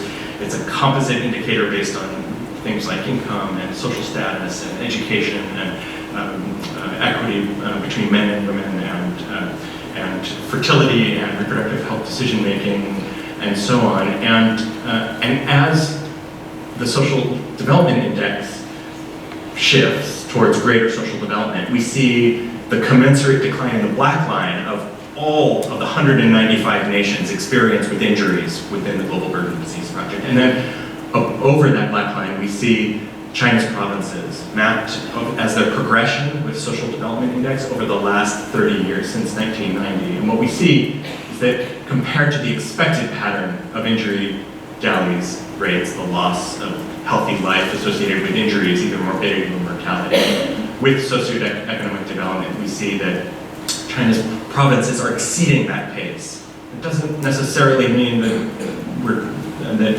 China's policymakers and public health folks who focus on this are doing as much as they should or could. It just means that they're doing more and achieving more societally within provincial populations shown here than the global set of peers, which includes all countries, including those that are in advanced state as well as those that are really lagging. So it's a benchmark for establishing or evaluating progress in health. And the answer for is China achieving a greater reduction in age standardized death rates associated with injuries than the global average? The answer is yes. How about air pollution? I feel like because Professor Fana got us started on this issue, I hardly have to say much more, but I will say that dip in recent air pollution concentrations that we're witnessing in the most recent years are being contributed in part by changes in passenger car and truck emissions of these critical air pollutants. This is carbon monoxide, hydrocarbons that are precursors to photochemical smog, nitrogen oxides, and particulate matter the two kind of standard magnitude particulate matters. And this is showing that leveling off and in fact a slight decreasing trend in the emissions attributable to passenger cars and trucks. Meanwhile, at the same time, more passenger cars and trucks on the streets of China than ever before. A tip that is representing an important environmental transition as Professor Fan named it. What are the consequences of that? Well, here is the annual concentration of 6 criteria air pollutants in a set of what will be 74 cities. I'm just showing you a snapshot so you can get a sense of how to read this. Particulate matter, the fine particulate matter, and PM10, the 10 micron or less particulate matter classification, sulfur dioxide, carbon monoxide, nitrogen dioxide, and ozone over the past just few years up to 2017.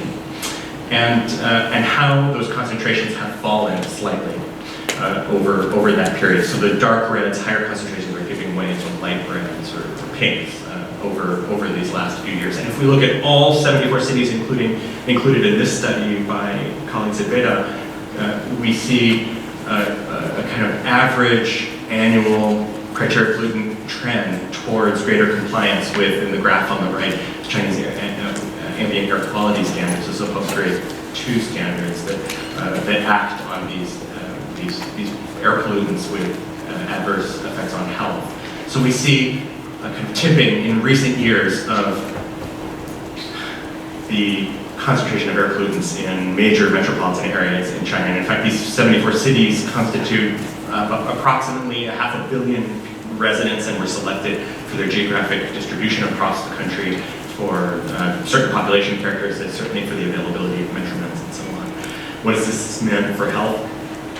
1.2 million deaths annually attributable to air pollution. Well, this is our starting point, and this has been the progress in recent years. These are just 3 major regions that can be thought of as kind of major sub-regions where air pollution are major concerns, so they combine multiple major metropolitan areas. This is the deaths averted, so it's going up because deaths are being averted, they're being avoided because of that progress reducing ambient air quality concentrations of criteria pollutants from 2014 to 2017. So a marching up, tens of thousands of fatalities that didn't occur because those emissions and the concentrations that would flow from them were also avoided in recent progress that's been made across those 74 cities. But we put it on a different axis here, now starting with just the deaths attributable to PM2.5 and ozone, so 2 pollutants, but certainly not the full picture. The number of deaths now, yes, marching down, yes, tens of thousands, but a long way to go. And this is an important and what some feel is an intractable problem to go from where we currently are to appropriate levels of population health associated with air pollution over what would otherwise take decades to accomplish at this current pace. Last comment, since I believe my time is up. We can do the same sort of burden estimation for water attributable illness that's attributable to water and disease that comes from water. Here, looking at infectious agents only, vector-borne infections, diarrheal diseases that are associated with contaminated water, and helminth infections, so helminth, the pathogen also that's waterborne or water-related, and looking at those patterns of national DALYs, disability-adjusted life years, that are lost to these pathogen-only kind of contaminants within water, so not considering chemical contaminants and other reasons that water quality is under threat in China. A major burden among children, both of mortality and morbidity. And one important question, and what I'd like to end with, is, well, some of these infections are declining in both urban and rural areas. This is bacillary dysentery, so severe diarrhea that's associated with childhood fatality, or mortality especially, Vibrio cholera falling as more improved water supplies and water treatment are rolled out.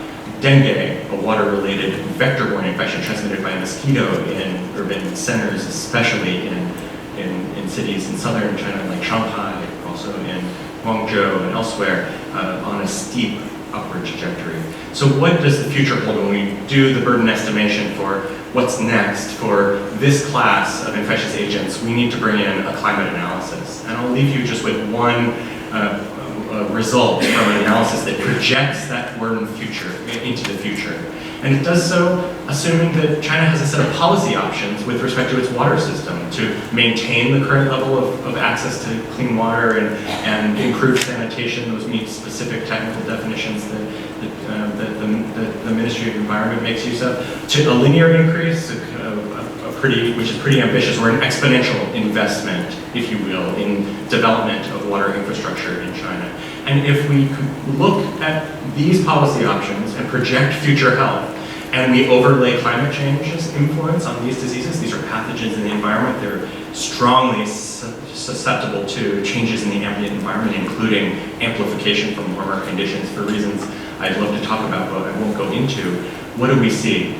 We see here 12 storylines that represent different climates that China would experience. This is the so-called representative concentration pathways that describe a reference, a current climate, and a warmer climate accelerating into the future with much more warmer, much higher emissions, the so-called RCP 8.5. And these three policy options for rolling out water, sanitation, and hygiene infrastructure. And when you look at these storylines, each telling a story of a potential future China differing by its climate and investment in water sanitation infrastructure, you see that within these triplets for a given climate, really matters how China's domestic policy environment manages future investment in this case, water, sanitation, and hygiene infrastructure. This is that millions of dowlies that will otherwise be lost under these different scenarios. So that's morbidity and mortality associated with this class of diseases. But climate mitigation policy also matters, looking between the triplet. And those of us in this space who like use the parlance of adaptation and mitigation argue that there are two options, and we must be attending to both. It would be nice to be able to describe this experience in the last concept I'll share in a way that yes, helps us interpret these disability-adjusted life years, to ask, how is China's future, which will be much lower over the coming decades in terms of the burden of disease associated with these traditional infections and poverty, how is climate change going to bend that curve, potentially slowing that progress that would otherwise be made with the kinds of investments in infrastructure that we might imagine in China's cities? That period that lies between these two paths, I term this development delay. It's that period we have to wait for those benefits that we would otherwise experience without climate change to actually arrive with climate change's influence on these infections. And if we look at China's provinces across all those storylines, at that delay, Chinese populations stand to wait years for the benefits that they would otherwise have accrued, in this case, under very near-term projections to 2030, than they otherwise would, subject to changing climate in China. So here, that delay across all those storylines, across all provinces, shown that the projected change in China's climate really matters with respect to how long we're going to wait. But so too does the ambition of rollout of infrastructure, or the ambition of China's domestic policymakers to continue to finish the project of improving, in this case, water-related disease in the country. Our goal should be no waiting. And the way to achieve that is to protect the global climate and also to achieve greater access to the protective resources or infrastructure that is necessary to spare China's populations from burden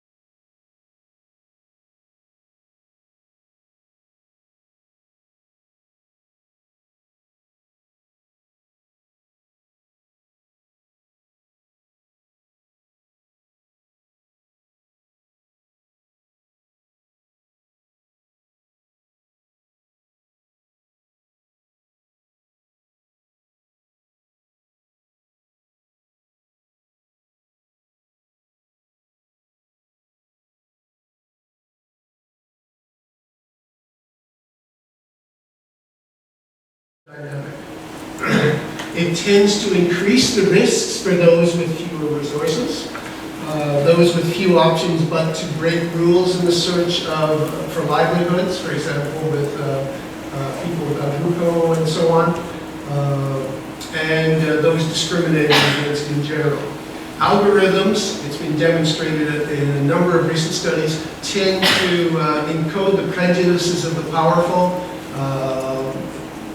It badly recognizes African American faces, for example, and so on. And if the training sets that are made available to the artificial intelligence, you would end up with biased artificial intelligence. So the impacts kind of escalate out from there. So my own research has always been on urban informality, basically uses like urban villages or street vending without licenses or markets, things that basically don't follow all the rules but aren't out criminality like selling contraband drugs. And so when I got involved in a group of smart city researchers, I was trying to think, okay, what can I do that builds on my strengths? And so I decided, well, what's going on with the treatment of urban informality in smart city projects? And the first thing I found was that if you look at smart city projects in the global north, United States, Europe, and so on, mostly they don't say anything. And yet, a lot of urban researchers stress that informal activities are really a key source of urban dynamism and vitality. So, so there's a neglect there. But in the global south, and this is most visible in India's 100 Smart Cities project, urban informality is usually seen as the problem. And it's a bit like what, again, Jeremy was saying about this modernist dream. So a low-end development doesn't look much like the future. A market is messy, it causes problems for the administrators. So the smart city projects do one of two things in India. They either kind of see informality as the enemy to be demolished and replaced with something shiny and modern, or else getting rid of it is too much of a problem, so you kind of do what a couple of Indian urbanists call bypass urbanization. You basically go out to the fringes and you build new greenfield sites because it's just too much political trouble to get rid of markets and slums. So, and yet, if you look at particularly the global south, some people estimate that 70% of all work in the world is done informally. That includes household chores and so on. But even if you're just talking about paid employment in the global south, perhaps 50% of all jobs are informal.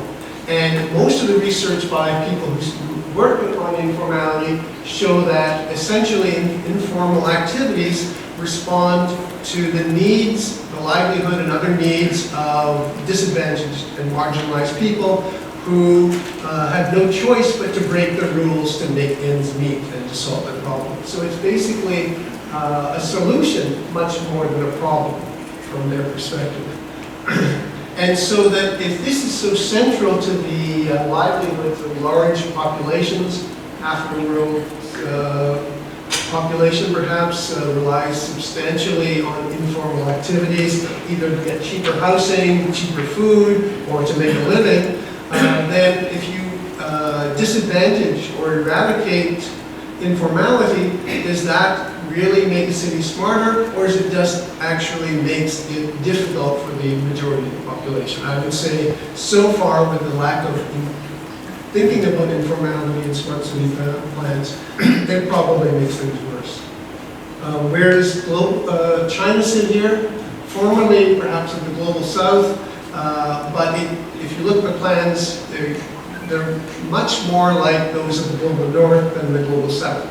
There's an occasional mention of informal practices, but by and large, they're not talked about, but they might be demolished. And so does the replacement of urban villages by high-rise, perhaps under-occupied ghost cities, as Weiping will be talking about in the next talk. Does that really make things smarter, or are you getting rid of cost-effective, affordable housing and solutions in cities where there's, like Shenzhen, where there's a big shortage of affordable housing? And what about the small industries and services in these areas? Okay, and I'm already running out of time, so let me just, I think we've got that point well enough. So let me just come back to the big data and what is going on in Hangzhou. So Alibaba, you all have heard of, has this really impressive and interesting, and we don't know enough about, project called CityBrain. So it started off in Hangzhou. Basically, it's a collaboration between the Hangzhou government and Alibaba. They get, Alibaba deploys its technology, gets access to basically massive amounts of data from the government, as well as other data from Togo and so on, and uses this to, first of all, manage traffic, but also train continuing looping improvements to this technology. And essentially, you're getting this development of an algorithm and a set of technologies that Alibaba doesn't particularly want to manage a city. What it wants to do is to develop a template, a platform, just like Facebook is a platform that can be exported anywhere in the world. So that Alibaba has transferred the CityBrain project to a number of other Chinese cities, but it's also sold it to Macau, so part of China in one sense, but a very different type of urban system, and also to Kuala Lumpur in Malaysia. And those, I think, are being seen as test sites to develop versions of the CityBrain project that could be sold anywhere in the world. And I don't think any of the Western corporations have gone to this stage.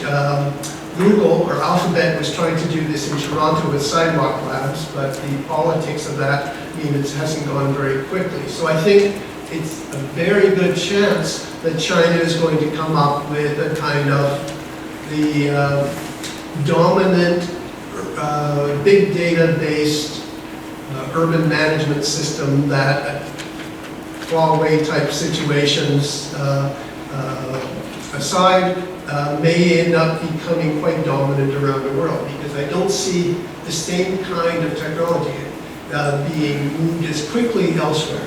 And also, there's a network effect. What you tend to get in these, like you get one Amazon, you get one Facebook, you get one Instagram, and so on. So you get a concentration of a monopoly or oligopoly. So if Alibaba gets there first, it's going to be very difficult for anyone else to develop comparable technologies. Okay, so big data, massive amounts of it. I've stressed mobile money, but of course, the other part of what's going on right now is the rollout of the world's hugest collection of high-density or high-resolution cameras, which is collecting massive amounts of information. So the database in China now is 1.8 billion recognizable faces.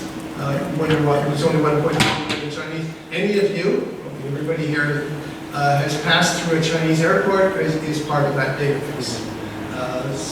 And that database, the AI to analyze that is allegedly so efficient that it can search that massive database and pick out a face in a matter of seconds.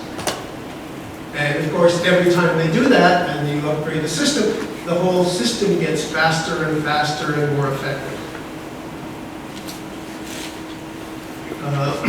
So a lot of the consequences of this haven't yet been seen. For example, right now, someone could be scanning all of you and finding out if you have a warrant out because you didn't pay your tickets, parking tickets. And this is New York, so I'm sure a lot of you have parking tickets. This has happened, and people get arrested at concerts and so on. Thank you.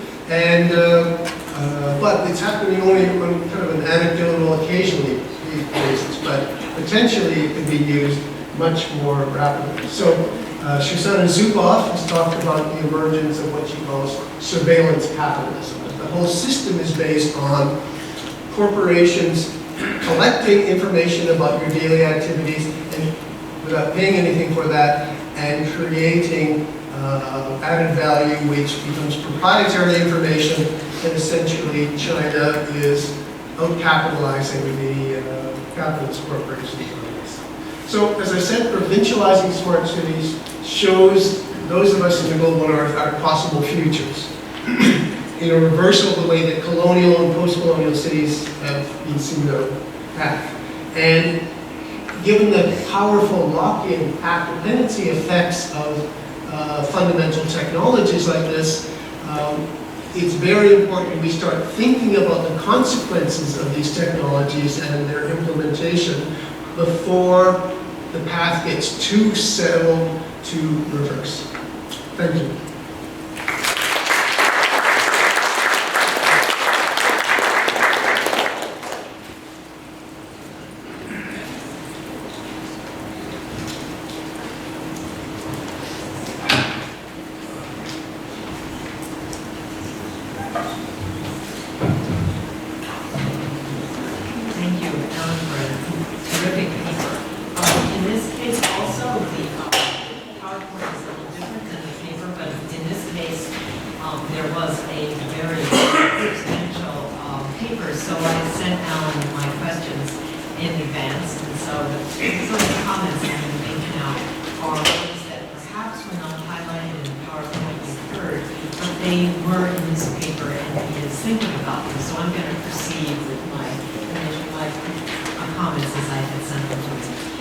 This is just a wonderful paper. It's extremely dense and it's very, very substantive, and it provokes a lot of thought. What I'm going to do in the next, I think, 6 minutes I have is highlight the caveats from the paper, which I think I will certainly consider my own work, and I think others in the room writing and thinking about urbanization in China would gain from consider. And then I'm going to put out 3 questions. So from the paper, I have 4 particular caveats. One is the need to distinguish between smart cities and smart citizens. The second, the need to transcend the Eurocentric blinders of existing scholarship and put the global south at the center. 3, the need to recognize the contribution of urban informality, and in particular the need to harness, not extinguish, the capacity of informality.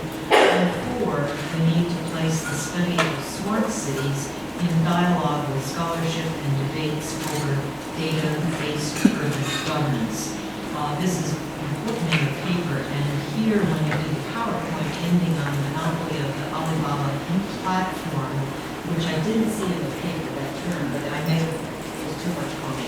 But I did feel in the paper that you were making many comments to all of us about governance and how to think about governance in the context of China's urbanization. So my comments are going to respond to that part. Now let me just quickly elaborate on those 4 caveats. Smart city versus smart citizen. I really like it. I need much more time to think about it. And so I'm wondering if maybe it's not yet clear enough in the paper what you want to say. So if I translate it mechanically, I think it means the need to distinguish and consider the agency of the digitally connected and aware individual versus the analysis of a city where services and infrastructure are connected by these proprietary algorithms. And I need Alan to say more about this distinction, smart city versus smart citizen. Is it about individual agency or not? The second part about the global south as a center, not the periphery, there's no need to elaborate. I think about this Czech party, the provincializing But I would just like to see more work focused by all of us that goes, puts Beijing and Shanghai as one way to think about what this smart city or Hangzhou, but also to add these contrasts between Delhi and Mumbai, Tokyo, Osaka, Seoul and Busan, Rio and Sao Paulo, Johannesburg and Cape Town. In other words, there are these pairs, what I call the twin sets, between the political and commercial hubs of innovation in the global south, on which I really feel I need to know a lot more. And Ren Xuefei's new book, which contrasts the India and Indonesia, she has 3 case studies, and in each case she's contrasting 2 different cities, one in China and one in India, and it generates a lot of valuable insight. So in going beyond putting the global south at the center, I think we also need to be very aware of the variation in these southern giants. The third is on this informality, urban informality versus urban formality. And here again I stumbled. That is, I initially thought I understood what he meant by urban informality, and in the PPT we saw the slide, which I think might have been from South Africa, of the way in which these jeepney buses provide transportation that otherwise the market doesn't, nor the state provides. And we saw the aerial view of urban housing. We saw the Gaofen housing in Shenzhen. And for those of you who don't know Alan's work, it is extraordinary. He began in his ethnographic self as a peddler, an illegal peddler on the streets of Hong Kong. And Josie, oh, you did together? No, I was his assistant. You were just Josie's assistant. Okay, and Josie is here. We both lived in this one. So this is someone who began on the streets and has continued to think about what it means to be invisible, informal, outside the official and the profitable sectors of the economy, and why this is so critical to understanding what is city life and what is urban governance or lack of governance. So urban informality, urban formality. And so then I stopped and I did a following through Jeremy Wallace in the political science group, okay, for sociologists. What do we mean when we talk about this? And I think we are talking about the rules of the game. So there are formal dominant rules of the game, and then there are the informal, non-dominant rules of the game. And one way to walk through what's happening in China and elsewhere is, for me, is to routinely use this distinction when parsing institutional change and power. And if I were to follow through here, then I would want to review the formal and informal rules of the game that Chinese urban planners are now using as they advance their design for smart cities. So I spoke with Bo from Japan, who's talked about Xiuan, and Professor Fan also is talking about being a planner. I'm very curious to hear how planners, as they're thinking about many things, but here in the smart city, do they talk about these rules of the game? I find it's quite interesting to leverage. And then I started thinking about leaving the global south entirely. How do these informal rules of the game work in New York? How do they work in Toronto? How do they work in Tokyo? And I found it useful. The last thing is governance, which I've already flagged, is where I think this group of papers today perhaps needs to think even more, although the next paper will start this. Here, I think Alan has spoken of Pandora's box. Because the existing scholarship on governance and governmentality, which is not in this paper, it's not surprisingly, is so huge. And there I note in passing that the topic of governance is central in the analysis of smart cities. And I hope that in the next draft it will be helpful to include a dialogue with other contributors from today, as well as others, on how one manages and this synergy of governance, at least as one of the core topics we can take through. Now I just have 3 questions. The first is, in the paper, which didn't come up today, so maybe we're not going to take it up, but it's in the paper, you say that you're doing research in Hong Kong, and that in your ongoing research in Hong Kong, you've lessons or observations to inform the work on China? And I would like to know more, how does Hong Kong's experience inform your discussion of smart cities? Similarly, you talked about your work on the non-human life, and I didn't hear that today, so I'm interested, do you want to say more about non-human life? And this is the last point. You say that you think that smart city projects in China can harness, not extinguish the capacities of informality. But given this rapid implementation of the surveillance state, and a surveillance state with less concern for protection of privacy or the rights to legitimately dissent against central power, I would like to know more, how can people in China harness informality? Or concluding, if I were to build specifically on the work of Jim Scott, Seeing Like a State, what are the consequences of Chinese party state modernizers making citizens in Chinese cities ever more legible to the party state? Because I do think that's what's happening. But as I meant when I made my question clear, this is not a simplistic thing that the Chinese are about surveillance. The Chinese are not. I don't think that's. But I think theoretically, that's what I'm thinking. I see that the Chinese modernizers in Beijing, and I think many of the planners and those who are thinking about where Chinese cities go, without recognizing it, what they are doing is about making people legible. And we know from other literature, particularly in anthropology and political science, that process of making people legible can be very problematic, not only problematic in democratic initiatives, but also sometimes just to making a plan system work. And so I'd like some comments on that. Those are really fabulous comments and questions. Thank you so much for your engagement with it. I definitely can't answer them. I was just thinking it would be so much fun to a graduate seminar with you where we could play with those ideas and questions for a whole semester. I'll just comment on those last few questions as opposed to comments. Hong Kong contribution.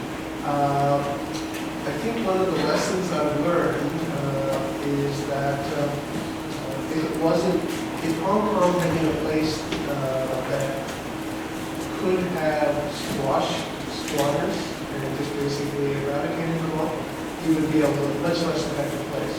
So it has the world's, in some ways, most effective public housing system because it was the only way they could get the squatters off the land. So and they didn't learn that easily. They went through a whole series of crises that happened with it. But essentially, they learned it. And in current context, I'm not going to comment on it specifically. I published a paper a couple years ago on learning from civil unrest and about how in colonial Hong Kong it seemed to learn quite a bit from the resistances of people against bad policies.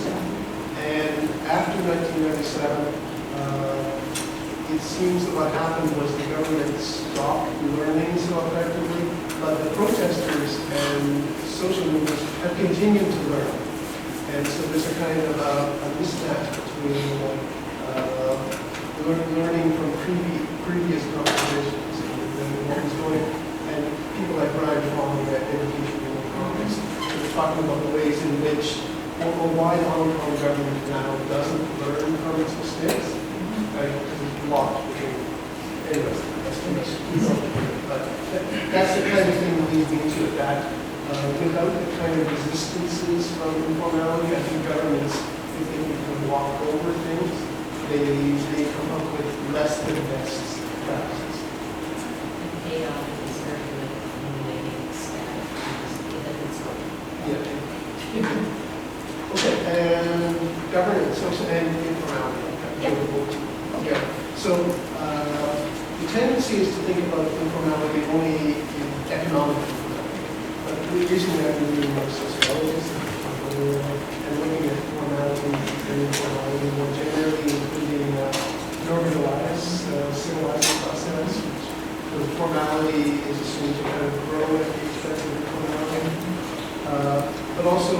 doing archival work on corruption in colonial Hong Kong and looking at the informal rules of the game and some of the problems arising from formalizing government discretion too much. And non-human.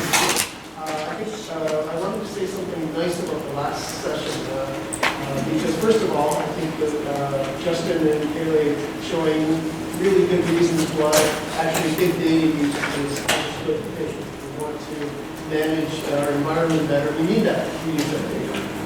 But also, the green spaces are part of recognizing the non-human intelligences that are part of our cities, like wetlands, in a much better way than concrete channels, prairie dogs, but also the kinds of immunities that we develop, so the non-humans of diseases and so on, the microbiome within our system that helps us manage health risks, all of those are non-human intelligences. And most people who do smart city research really only think about humans and machines, and other things really not qualified to consider. Any questions? There's lots of questions.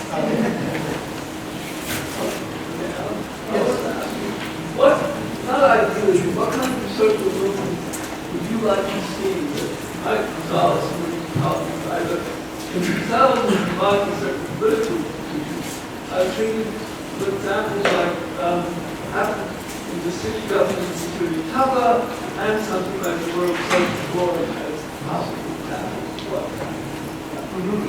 Okay, yeah, you've got some good examples there. The World Social Forum is definitely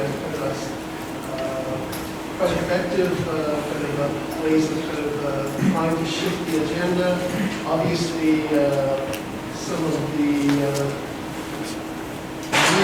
meme-ready slogans like the 1% was a great way of getting the message across.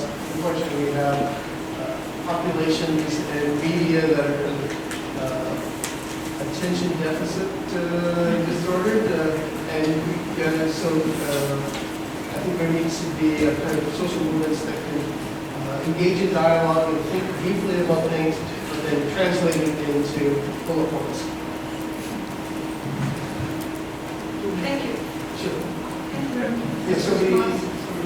Sorry, I'm Okay, you're next. Okay. I don't think the mic is working effectively. Hello? Okay, yes. Okay, I'll ask a few questions. Yeah, I have two questions. How does elitism fits into, or does not fit into this binary? What does elitism? Elitism. Yeah, fit into or does not fit into this binary between formal and informal rules of game. Because, for example, Ma Yun, he started as a grassroots techno kind of, he used to be not elite, but now he's top elite. So how does elitism fit into this? And second question is about how do you conceive, or how do you conceptualize cities actually, or smart cities in a sense like, how does it serve or does not serve, or try to reformulate capitalism? For example, I just migrated from Tokyo to New York, and compare the two cities' public transportation, you can obviously conclude that maybe Tokyo is a much smarter city than New York in that sense, in that aspect. But the suicide rate in Tokyo, like the highest peak is a Monday morning when public transportation accurately, perfectly sends people to their workplace. Or serve capitalism in terms of capitalist production.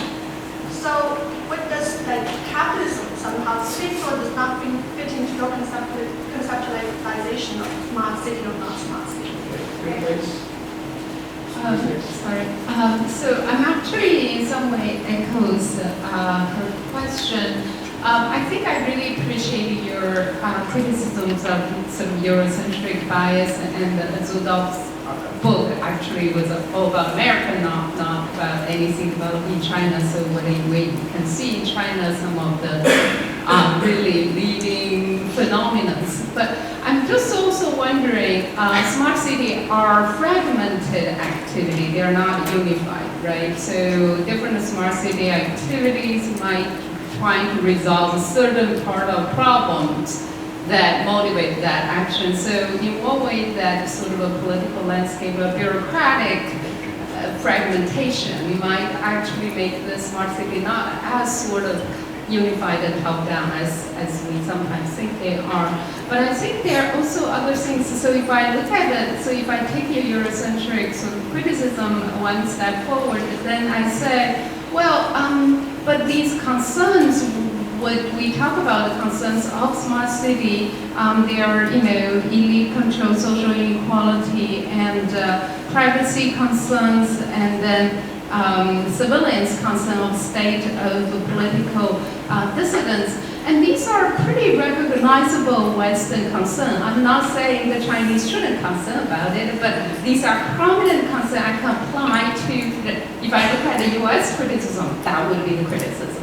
So I'm trying to figure out what are, if we really want to move away from Eurocentrism, then why these concerns are not that much concern in China? Is there something else going on in Chinese smart city in the question they address? In what are the trade-offs the Chinese people are seeing, or how do we conceptualize that?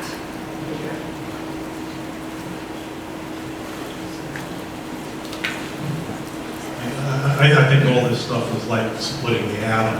I mean, what could possibly go wrong? I'm actually looking forward to having a sensor put in my toilet so that tomorrow morning I can hear Bill de Blasio's voice saying, well, but we're a little loose this morning. So assuming that all this stuff is good, do you have any favorite work of fiction, either of you, that most closely illustrates your anxieties about this sort of, it's a florax, it's a dessert topping, it's good, it's bad. I'm curious as to whether there's a favorite movie or a favorite book. Okay, great questions. So,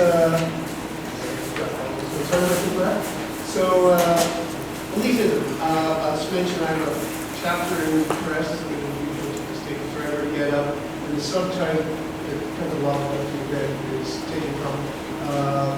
As a subtitle towards a post-elitist and post-humanist smart city. So yes, I think that I think one of the problems is that similar to a lot of failed public housing programs is that urban planners tend to be members of the elite, and they assume that they know what's best for the entire city. And that's why you need kind of bottom-up tensions within the system. Otherwise, you get a kind of a system that is perhaps over-engineered and doesn't really meet the needs of how many people have adopted smart home technology. But most of the reviews so far is that it doesn't understand how people use their home for, and it doesn't cope with messiness of everyday life. It gets in the way. So I think, and that I think the city is. Jeffrey Howard has a nice book called Messy Urbanism that I think kind of reflects this. Singapore works pretty well, but most until 97, I think Hong Kong in a lot of ways worked better because of its messy Singapore. Now, comparison is a little different. But, so I think you need messiness in the system. And that's, without messiness, where's the creativity coming from? Let's see. My favorite novel. I guess I would have to go to Gibson, and I don't know particularly because he was talking about recreating Kowloon Walled City in cyberspace, and it's kind of a combination of super high tech with the obsession of fanboys and adulation of a very messy space that was gone, and people kind of had this romantic attachment to it. So it kind of brings a lot of that together. So William Gibson, some of his other ones were there as well. He's probably my favorite author of this. Thank you.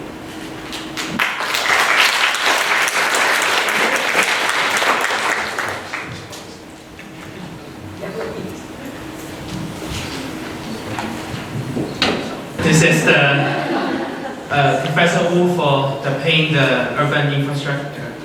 Thank you.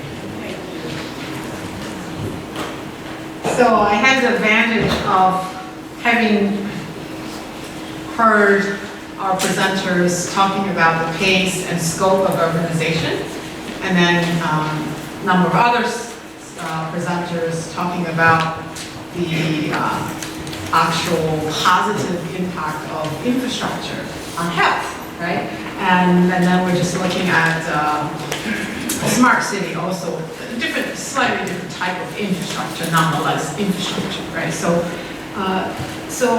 there's a reason my presentation goes last in the way it says, how do you pay for all of that, right? And I have done this work in a number of years now, and so when I started as just looking at paying for urban infrastructure, and land finance did not come to the center when I first started, but the more I looked at it, the more land finance keep coming back to sort of grab my attention. So today, and then last year or two when I refashioning my syllabus on Chinese urbanism in global context, I asked our students to look at a number of urban phenomena that are quite unique to China, such as superblocks, and a few other things. And then again, land finance comes to the center. So today, so in this paper, I'm trying to bring those different streams of happenings together. And so in the presentation, I wanted to first, again, place China in the global context to really see why land finance has surely, but gradually moved to the center of paying for urban growth, particularly the infrastructure growth. Here, by infrastructure, I'm referring to primarily the physical infrastructure, right? So I'm looking at water, sewage, roads, and communications, energy. Smart city actually doesn't quite claim it to it in terms of the statistics. So with that, what you are seeing is China's public finance. So when we say public finance, it refers to how governments finance services, right? Or local finance. Follows a very different set of practices from other countries, and both industrialized countries as well as other developing countries. So you'll see here, for industrialized countries, the capital market, so we all heard about municipal bonds and so on and so forth, is very important. Secondly, sometimes more important for some localities is local taxes, right? We all heard about property taxes. And so those two really together account for a good 80 to 90% of how you fund your infrastructure. In other developing countries, local taxes tend to be more dominant because you need a mature capital market to really actually finance through the contribution of massive number of individuals, right? So in China we call it 社会资本. It's not social capital, it's society capital, right? Social capital means something else. But in China, I could move these two around a little bit. In fact, this table doesn't really quite show the percentages of each because it's really changing. So early on, I think I have data a little bit to show that borrowing from state banks was the biggest, and then now increasingly land lease transfer fees becomes absolutely the top source. Now, this difference is stark, and the starkness isn't always by design at the local level. It has a lot to do with the larger fiscal context, and I don't want to go into too much of it. It could be another presentation, but we all know about China's fiscal decentralization, right? So China politically is very centralized, but fiscally is one of the most decentralized countries in the developing world.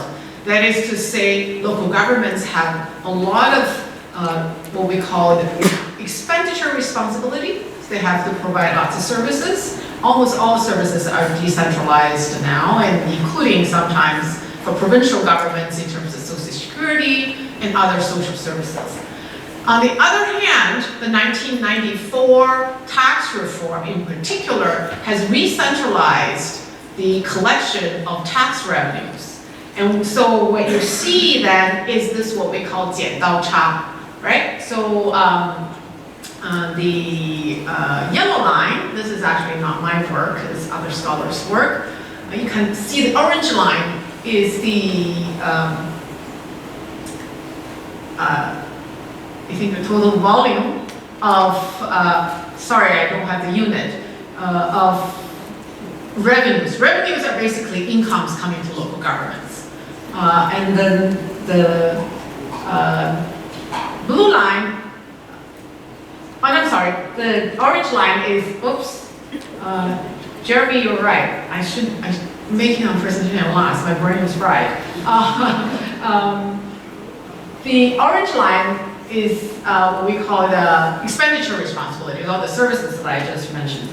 And then this is revenue, actual revenue sources, especially what we call fiscal revenue sources. That is counted on the books, such as taxes or such as transfer and so on. It does not include what the so-called extra budgetary revenues, right? So the term comes into play. So go back to this local context then, despite the fact that the rising range of expenditure responsibilities, local autonomy is limited in terms of raising revenues, right? So you probably know that there is no property tax in Chinese cities, right? And there are only two really explicitly local taxes that do not get submitted in terms of tax revenue to the center. And so local governments also cannot really borrow externally on the capital markets. They can borrow through project financing, but not in terms of issuing municipal bonds beyond China. Now, you know, there are about 10 or so provinces and cities that could do that. So further to sort of aggravating this local fiscal context is the regional disparities in infrastructure spending. So today we talked quite a bit of some of the overall progresses Chinese cities have made. But if you look at distribution of progress, at least in the infrastructure investment, there is certainly regional disparity. It doesn't always count in a sort of a more intuitive ways. Like, for instance, Tibet, in the most recent years, did very well. This is per capita.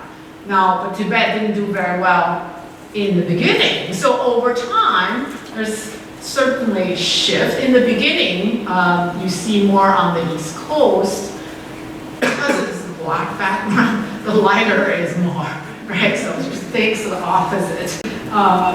My research assistant did a great job in terms of, because I had a white background with black colors. So, so think a little bit opposite. So, you know, if you look at East Coast, they remain to be big spenders, right?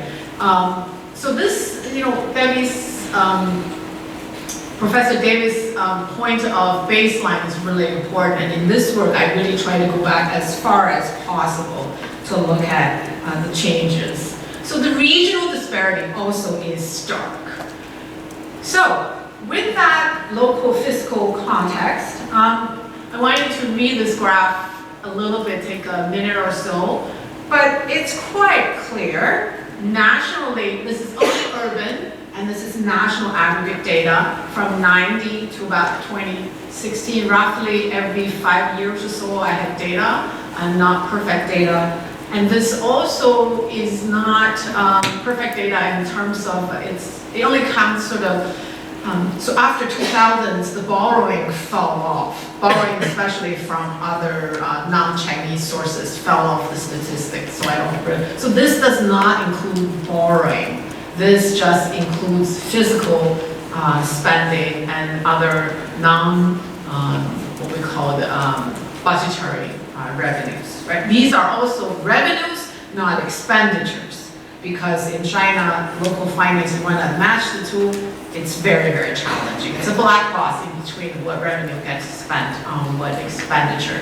So the main thing I want you to walk away with is the increase of this part.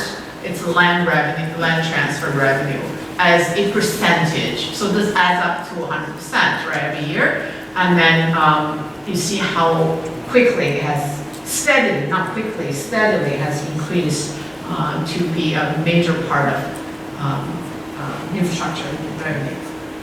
This is by 3 regions. If I do by 30 provinces, it will be too much. So again, you can see this is for all cities. This is for Eastern, Central, Western. It's very clear. Eastern regions rely more on it over time, right? The growth is more drastic in Eastern region, or cities in Eastern region. So these includes only the prefecture level cities, right? 600 or so, where we have data to look at this. And then so the Western region, as you will see, relies a lot more on government budgetary allocation to finance infrastructure, a lot less on the so-called extra budgetary income, certainly less on land transfer. Actually, let me see this. I wanted to show you this before I move up to the next. So this actually then, it's a little bit, so it's challenging. This is what I call the dilemma. So if Eastern region relies a lot more on land transfer, you would imagine, that reliance is sort of going to continue, but this is another colleague's work to show that for Eastern regions, land is running out, meaning the potential land that you can lease out is running out in terms of fiscal gaps. Remember that difference between expenditure and revenue? Fiscal gap remains to be quite large, right? So the bars are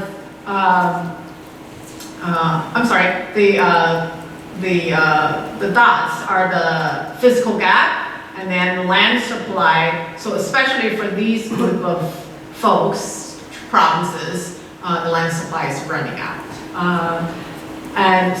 And for Western region, it's interesting. There's quite a bit physical gap, and land also in some provinces are not doing that well. So there's this. Basically, scholars, myself included, really are pointing out to this dilemma that the reliance on urban land to finance infrastructure is actually very sustainable, just fiscally speaking. And on the other hand, we are seeing increasingly sort of this land infrastructure leverage, right? So I showed you the data, basically land, not only the current revenue income as a source of investment for infrastructure, even the future potential income of land becomes what we call collaterals for getting loans from state banks. And so land is playing multiple roles in infrastructure financing. And so by a scholar from Hong Kong, he named it as land infrastructure leverage. So here then, so as I mentioned earlier, that land is becoming to the center of infrastructure finance.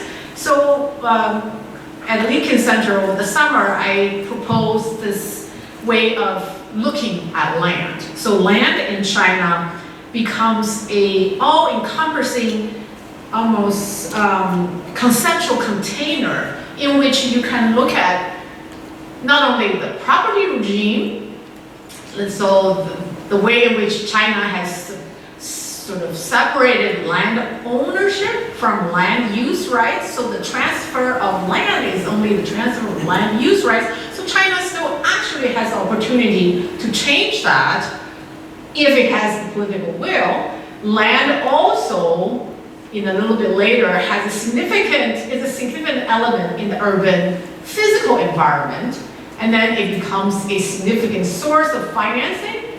And then China, I don't want to show too many tables, that we have data also shows that the institutional lock-in, that is the land market, even though land use rights can be transferred, market transactions are not the primary ways in which land rights gets transferred. So the quote-unquote the land market remains to be a mixed or two-track system, which really shows China's transitional nature in that case. So I've already kind of talked about that.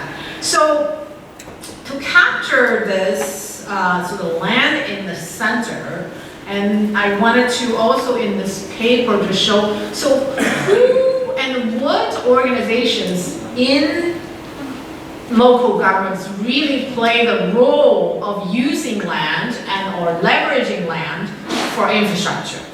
And this is already starting to get a little bit old because since the mid-2010s, because of the large amount of local debts incurred primarily by local government finance vehicles, roughly about 30% of GDP of China can be sort of found in these local debts or equivalent. And so LGFVs, or what we call 城投公司, are being regulated and being restructured in a great deal.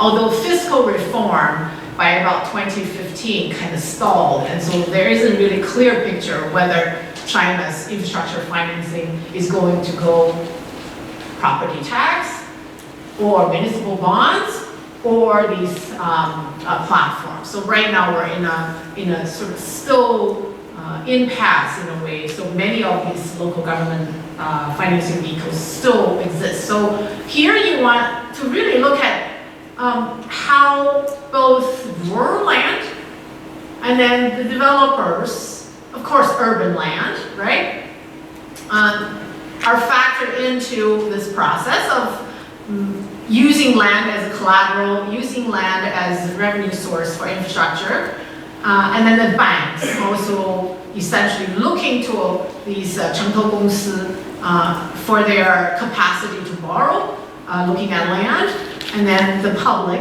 through project bonds. These are different from municipal bonds. These are project bonds. So these 城投公司 or LGFVs would become the central player in funneling these various different types of land and the capital into the infrastructure building process.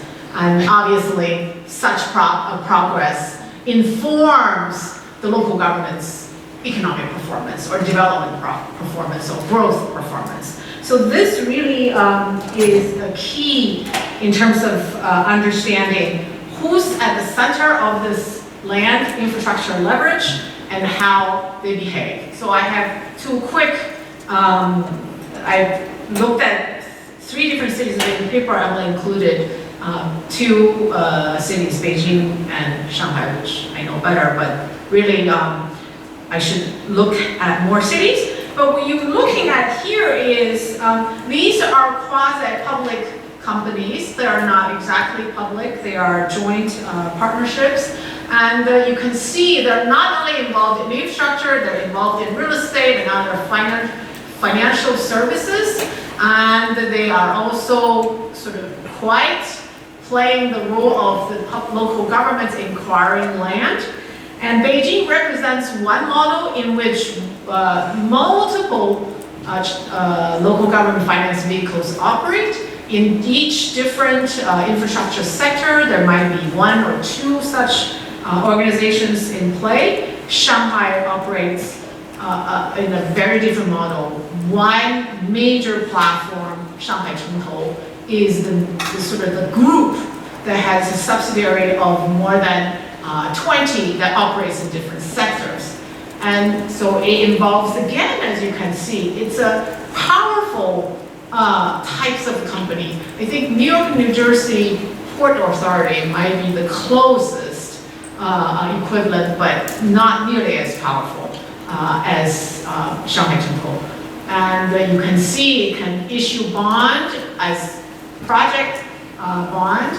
It can do all kinds of public-private partnership, and it can enter into all kinds of joint ventures with foreign investors. So I know it's a little bit disjointed in this paper because I can't go into too much detail. So this kind of land infrastructure leverage, I argue, really, my students have convinced me of their impacts. So the impacts, I still have problem trying to link the impacts directly, but early on one presenter presented this land growth outpacing population growth. And here I just want to, so that's my next step to trying to get the paper more convincing, is to really more clearly making this connection. There are a number of Chinese scholars who are doing that now, is to look at how infrastructure financing and particularly land leasing could be some deals linked directly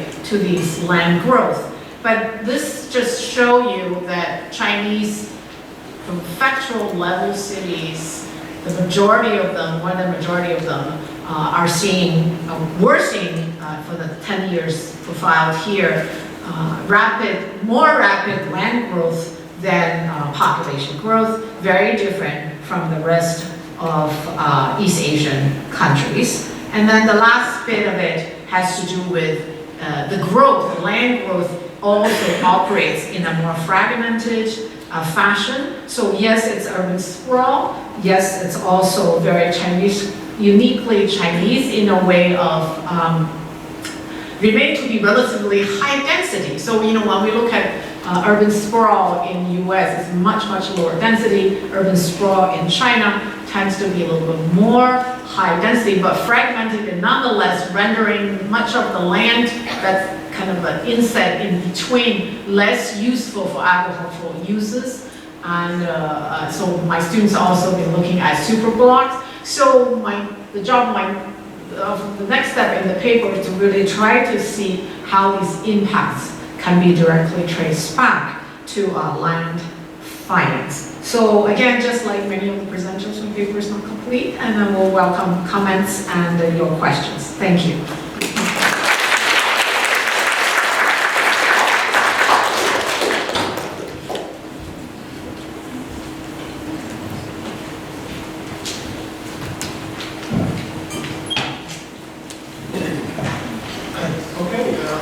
That was a fabulous presentation, and then we got a sense of the richness of the paper. So it's a really, really well put together paper. So I was a bit overwhelmed by all of the PowerPoints. Perhaps it was a bit too quick for you, but I can assure you that underlying that is a really carefully argued, really interesting paper on what I think is a really top graph of the 1992 revenues dropping off the cliff. Clearly, that was pivotal change for China. So I really don't find anything much to criticize in your paper. So what I'm going to do instead is suggest where it might go beyond what you've done so far. And I think this is a paper that really deserves to not just be read by Chinese urbanists, but urbanists and other disciplines beyond that. But as I think a lot of us recognize, despite how much great work there is happening in China, it doesn't get picked up that well in general urban studies and disciplines. So I suspect if you were to publish it in current form, it would probably get picked over for some juicy statistics on those cities and finance leveraging and perhaps contribute to some frightening stories about what might happen to the global economy if China's financial situation deteriorates. So I think from what I've experienced in urban studies, the need is to find a way to translate into the disciplines. And that, unfortunately, these days means you kind of have to pick on some hot theoretical framings. And I think one of the advantages you have here is that the paper is so rich and global significance that it wouldn't be hard to go beyond that kind of China frame and make it speak louder outside of all of us who know why it's important. Just kind of thinking off the top of my head in terms of what I'm aware of, so a couple of frames that present themselves as possibilities of the financialization and infrastructural term. So just for those of you that don't read in these areas, so financialization before 2008, of course, is the last financial crisis. There were 2,200 publications identified by Google Scholar, and 18,006. So Brett Christopher's argues that financialization is very much the buzzword of the 2010s, following and complementing globalization in the 1990s and neoliberalism in the first decade of the 21st century. He goes on to say that's a bad thing because it means that the concept has been so stretched and overused and abused that it's become too big to be a very usable concept. But of course, that's what makes it attractive to a lot of scholars. Just like gentrification became stretched, as Thomas Kuhn argued so well, and then of course everyone was opposite because it can fit just about everything. So that's the downside of it. The other interesting frame is the infrastructural term. A few years ago, I noticed that we seemed to see infrastructure in titles in anthropology conferences and other conferences all over the place. I was wondering what was going on. So there's a very interesting special issue by Tim Oakes that came out this year. So basically talking about the infrastructural term. And in his introduction to this special issue he put together, he stresses the timely convergence of a turn towards infrastructure as a medium of social analysis in the Western Academy, and on the other hand, a turn towards infrastructure as a development model among policymakers in China. And he argues you have to kind of go beyond just kind of mentioning the mind-boggling scale of Chinese infrastructural development, which we've got taste of here, but you make it, you go, you'll find it.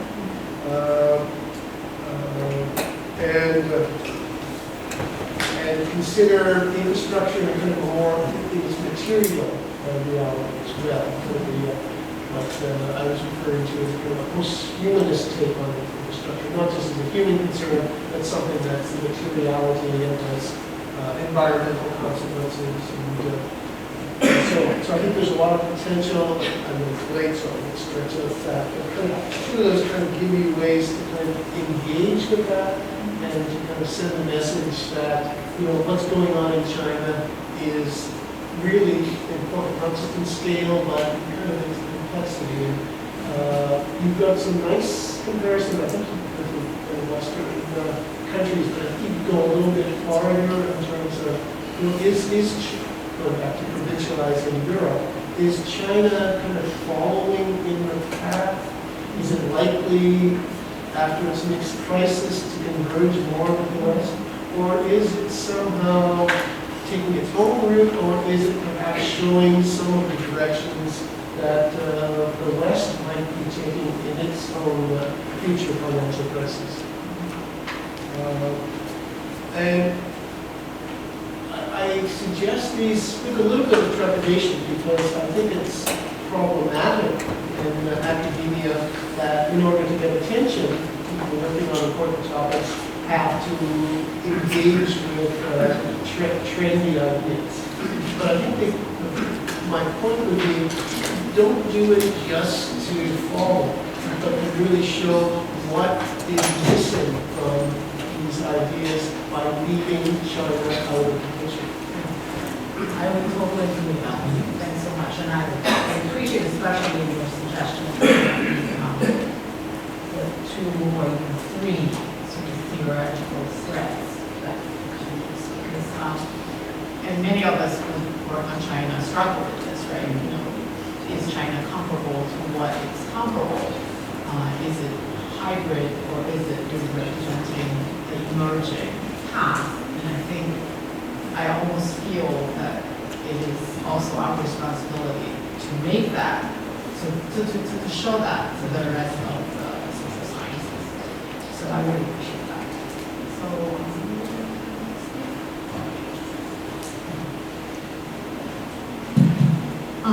Weiping, thank you very much for this very interesting work.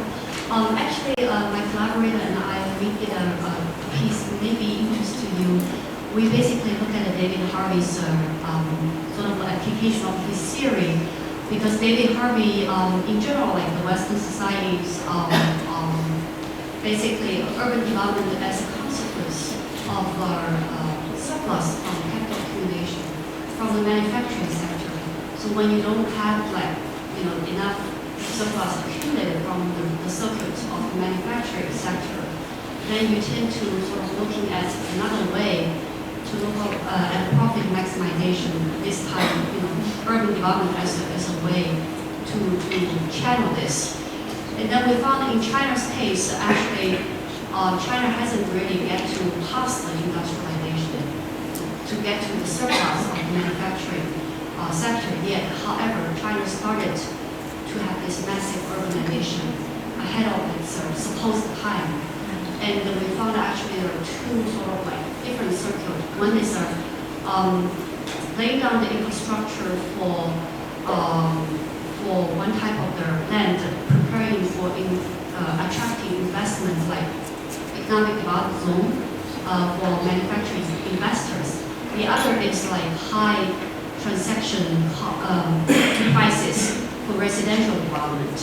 So in a sense, the local government is using whatever the land transaction revenue generated from the residential land development to subsidize the other circuit for capital accumulation. This is based on the study of Hangzhou City. So I was wondering if in your go back to Evan's point of going back to the general interpretation of this phenomenon, and how that's what is the existing theory that can be applied and maybe adapted for China's unique situation. I was wondering, like in your work, because you look at 3 different cities and potentially also looking at overall system change. If you have noticed this sort of like circuit subsidizing the other circuits, like for different type of developments. So there might be one potential direction to look at.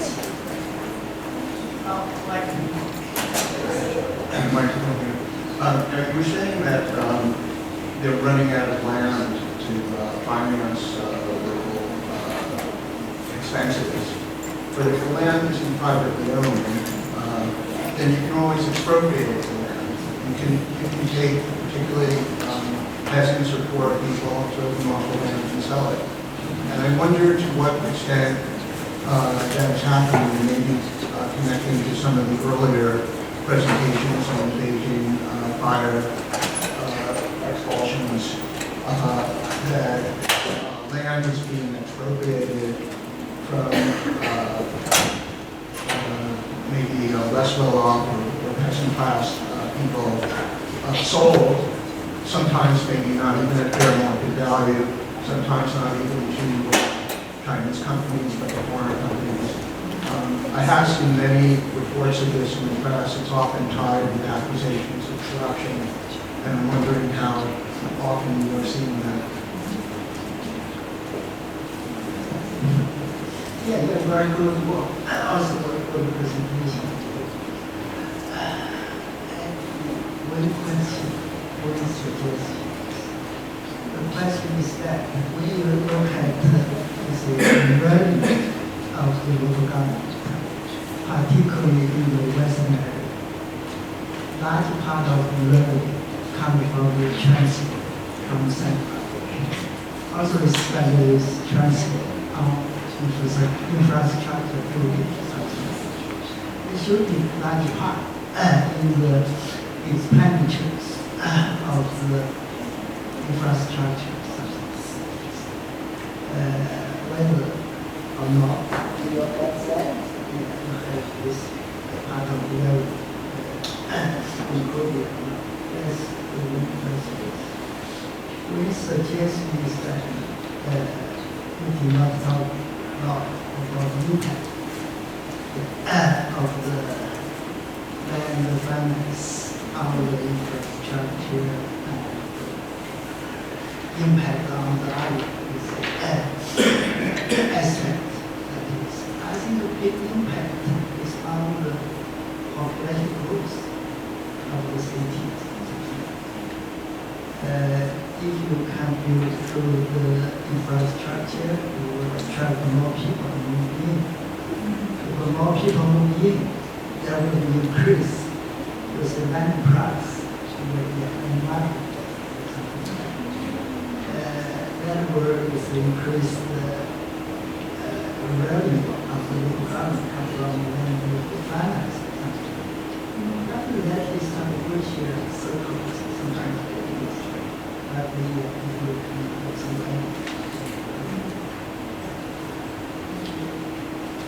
Yeah, so in the interest of time, I'll just answer the specific questions.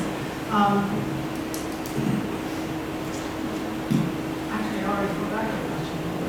At the end of the day, oh, yes. So actually, the examples that I had on the two local government financing vehicles, you can see the reason they are involved in real estate and other financial services is that the infrastructure actually is not made much profit. And there's quite a bit of cross-subsidy within these chunko companies to actually do infrastructure. So, and in fact, infrastructure sectors are quite diverse, right? The energy sector, for instance, is much more profitable in a way. But particularly the trunk lines or sewage and water, nobody wants to do it because there's no cash flow, right? All of it is buried and it's only in longer term that you see the benefits of improving them. But most politicians or government officials are in for 4 years. So there's a huge investment. That's another avenue I can look at it as cross-sector, different performances. So I've also looked at non-public finance in infrastructure. So you can see the private money generally goes into water, sewage, but not into trunk lines. So this, of course, there's a huge cross-subsidizing within the financing countries. There's also a huge disparity across infrastructure sectors in terms of how cash flow actually works. And then your question about land, right, before Professor Lee's question, is really good. I mean, there's been a lot of protest in the ex-urban, peri-urban areas for land grabs, right? And that's because rural collectives actually own the land. So there is a clear sort of title, ownership conflict. But in terms of urban, it's always been owned by the government. So, and then if you are a migrant, certainly you are not really entitled to compensation. So I think the dynamics plays out a little bit differently. And I'm not exactly sure, actually, what Jeremy presented there was driven by sort of this land, as you've shown that real estate is not necessarily connected to that. And then to Professor Professor Lee's question. So in the data, transfer only is reflected in the item called central government fiscal allocation.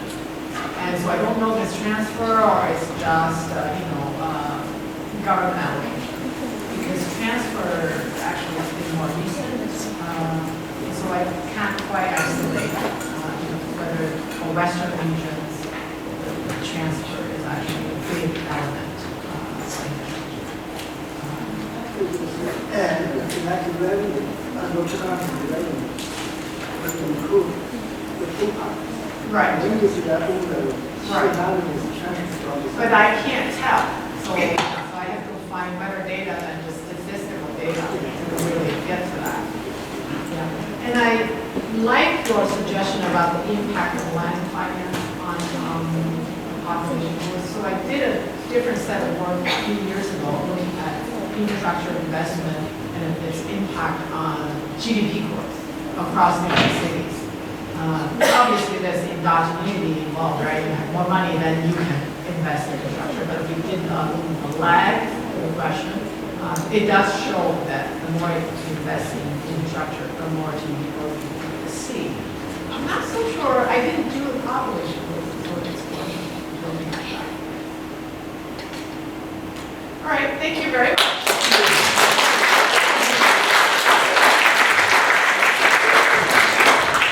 So, I get to speak again, right?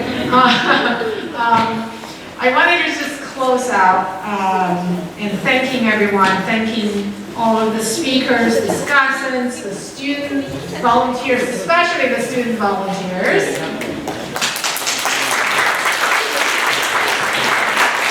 And to thank the audience, it's beautiful Saturday and you're here. I want to actually maybe to summarize in 3 very quick points, because I know the group of authors here, the speakers here, we're going to talk among ourselves a little bit. But throughout today's, I think we had 9 presentations, right? And really it's just incredible scope and range. And I heard at least 3 common themes that could potentially be, as a beginning for us to think about the next step. And the one is, so I heard energy transition, I heard, environmental transition, health transition. But I think really in reality there's just, this transition theme is so useful because China has now undergone reform for more than 40 years, right? Almost exactly 40 years. And there are shifting realities. So we've heard about poverty, data and wage data that show very different perception of many of us about maybe 10 years ago, maybe 15 years ago. And then there are changing institutions, right? Whether Hukou really matters again or does it, it's a question mark. And then there's growing variation, even within distinct groups, within migrants, within the urban residents, right? And I think this all points to this, what we call emerging challenges. We need to understand where China is, even just in terms of urbanization and its impact. That China, in some ways, its cities are moving perhaps towards areas in which Western and other cities have experience. On the other hand, the smart city part is taking the lead. And so this transition, which way is it going? It's something I think we could explore together. Second theme is the urgency of progress, or shall I say gravity of progress. And that was very much prompted by Justin's term of development delay. And then you subsequently said China has to get healthy before, being wealthy. That reminds me of another phrase that the economist Barry Norton said, China is getting old before it gets wealthy. And the aging, the population. So today I think one thing we didn't have was looking at demographic transition. So we didn't have a demographer. But if that demographer is here, it's probably going to tell us something about that. So given the progress that Chinese cities have made, we are under this large set of contexts: climate change, demographic transitions, and continued institutional constraints such as hukou. We're at a point where we need to say what Chinese city need to do to continue to make progress in a more equitable and sustainable fashion, right?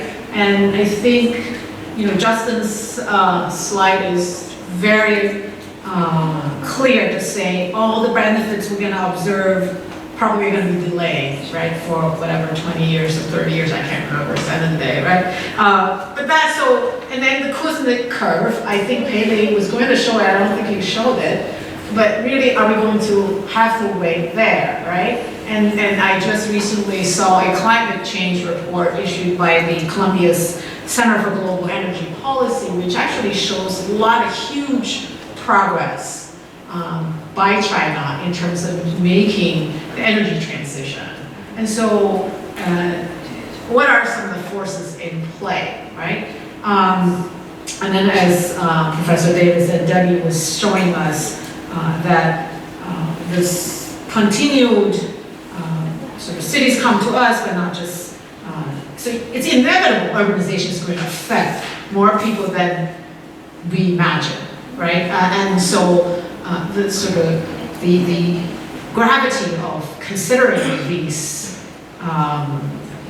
inevitable forces, climate change is inevitable, demographic transition is inevitable. How do we look at China's cities in terms of this urgency of progress, and particularly for us planners here, how do we look at them? And then the last bit has to do with the new sources of data and methods that are arriving, and many of you, the speakers and the questions, really talked about this. Jeremy's looking at data, looking at demolition. In the past, we would never have done that, right? We're just going to go interview people. But what's the nice thing is, Peilei's work, and to some extent, certainly Justin's work, and then Qin's work, we're looking at multi-scalar, right? So how do you look at data that allows us to really look at cross individuals, neighborhoods? I know that's a slippery definition, and the city level and the national disaggregation into regions and cities. And then Debbie's point of baseline is so important. How we really look at progress, how we look at, to some extent, two steps forward, one step back, in a way of what are we really looking at? Are we looking at when the reform started? Are we looking at, when housing reform started, as Weiping was talking about the housing situation? Has it really changed fundamentally? And so I hope I didn't miss anybody, right? So in a way that those are the three themes I thought maybe when we talk could be the start of our next step. So with that, I want to again thank everyone, and I hope to see you next year. Urban China Forum hopes to do it every October, the first Saturday. And so it's been a wonderful day of nutritious thoughts, and it proves that oxygen is not that important, right? We kind of stuck in here for all day, but we did really well because the presentations are just so stimulating and exciting. So thank